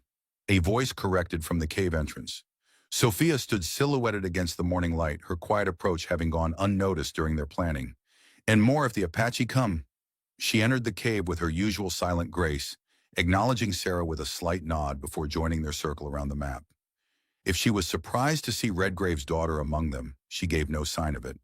"My brother," she said to Ethan. "You saw him?" "Yes, he helped us escape." Ethan hesitated, unsure how to convey the complex reality of their encounter. "He asked me to tell you that little fox remembered his true name." Emotion flickered across Sophia's normally impassive features, grief, pride, understanding. She nodded once, accepting the message and its implications without further comment. "The Apache," Hayes prompted, returning to the practical matter at hand. "They will come. 20 warriors, perhaps more." Sophia traced a path on the map indicating an approach from the east. "They remember Devil's Canyon too, and other massacres since. When one sunset, they gather now in the eastern hills." Her dark eyes moved to Sarah, studying her with unnerving intensity. "You are his daughter, the Colonel's blood." Sarah met her gaze without flinching. "Yes, to my eternal shame. Shame belongs to those who act wrongly, not those who are born to them." Sophia's expression softened fractionally. "My people judge by deeds, not blood." "Then judge me by this," Sarah replied, tapping the map where Redgrave's quarters were marked. "I will help you kill my father, because what he plans is an abomination that must be stopped at any cost."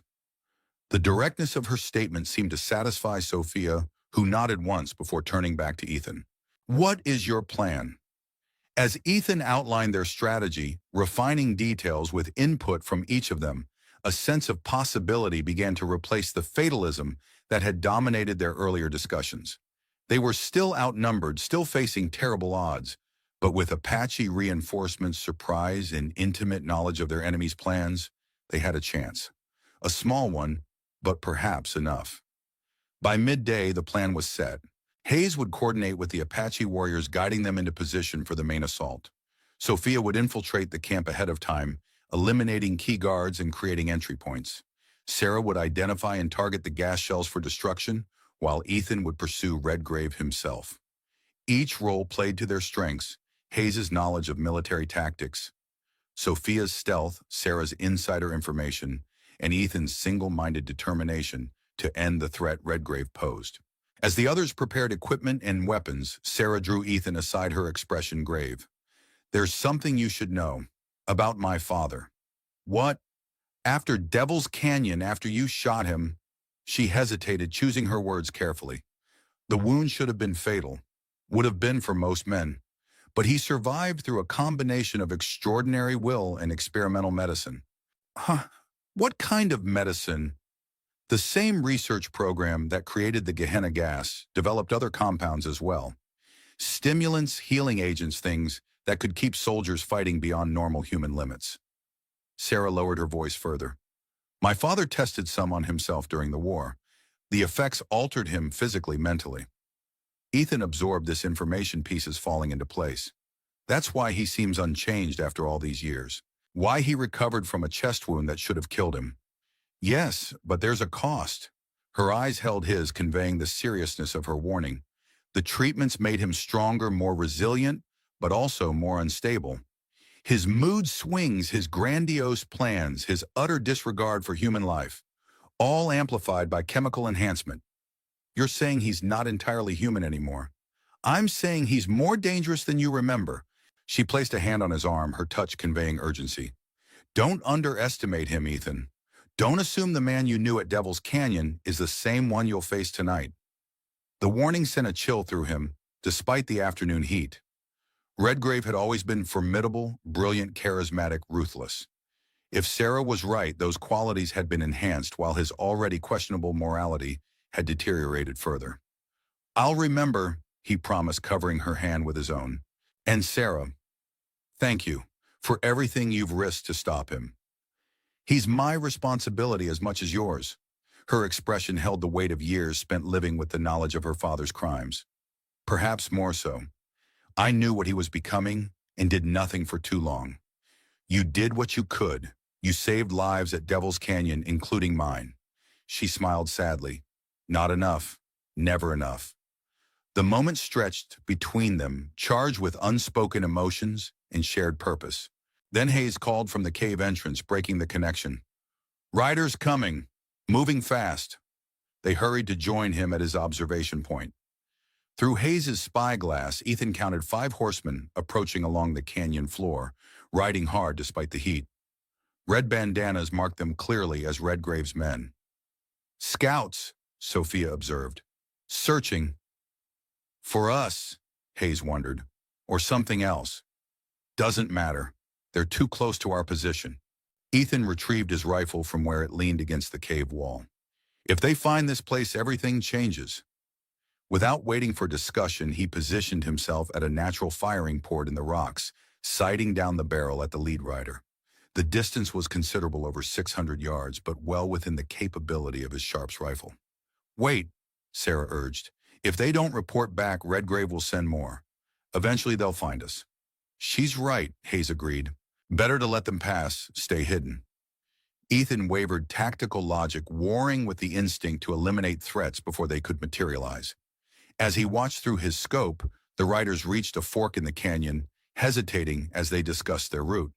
The decision was made for him as the lead rider pointed directly toward the path that led to their cave. "They've found our trail," he said grimly. "No choice now." His first shot struck the lead rider's center mass, dropping him from his horse in a spray of blood. The others reacted with professional speed, scattering for cover as Ethan worked the rifle's action, chambering another round. His second shot missed as his target dove behind a boulder. The third connected, catching a rider attempting to reach his fallen comrade. 2 down, 3 remaining, all now under cover and returning fire, though their weapons lacked the range to threaten Ethan's position. "They'll break contact, report back," Hayes predicted, watching the engagement unfold. "Standard procedure." Sure enough, 2 riders remounted, galloping back the way they had come, while the third provided covering fire. Ethan attempted to target. The desert remembers what men try to forget. Blood seeps into sand. Bones bleach under relentless sun. Stories linger in the wind. For 16 years, a ghost called Ethan Holloway haunted the Western Territories, hunting a monster disguised as a hero. The pursuit consumed him. Not just his time, but his soul. Every mile tracked, every night spent beneath cold stars, every bullet chambered, narrowed his world to a single purpose. Until a doctor with secrets of her own showed him that vengeance isn't the only path to redemption. The cost was steep. Bodies left in unmarked graves. Innocents sacrificed on the altar of justice. Wounds that will never fully heal. Yet from the darkest abyss came something unexpected. Not peace, perhaps, but purpose. Not forgiveness, but the chance to forge something new from broken pieces. Some say you can't outrun your ghosts. Perhaps the wisdom lies not in running, but in turning to face them, in acknowledging their presence without surrendering to their demands, in understanding that even the loudest echoes eventually fade, making room for new voices, new sounds. What remains when revenge no longer drives us forward? What comes after the final shot is fired? Perhaps the greatest act of courage isn't facing death, but embracing life after the darkness passes.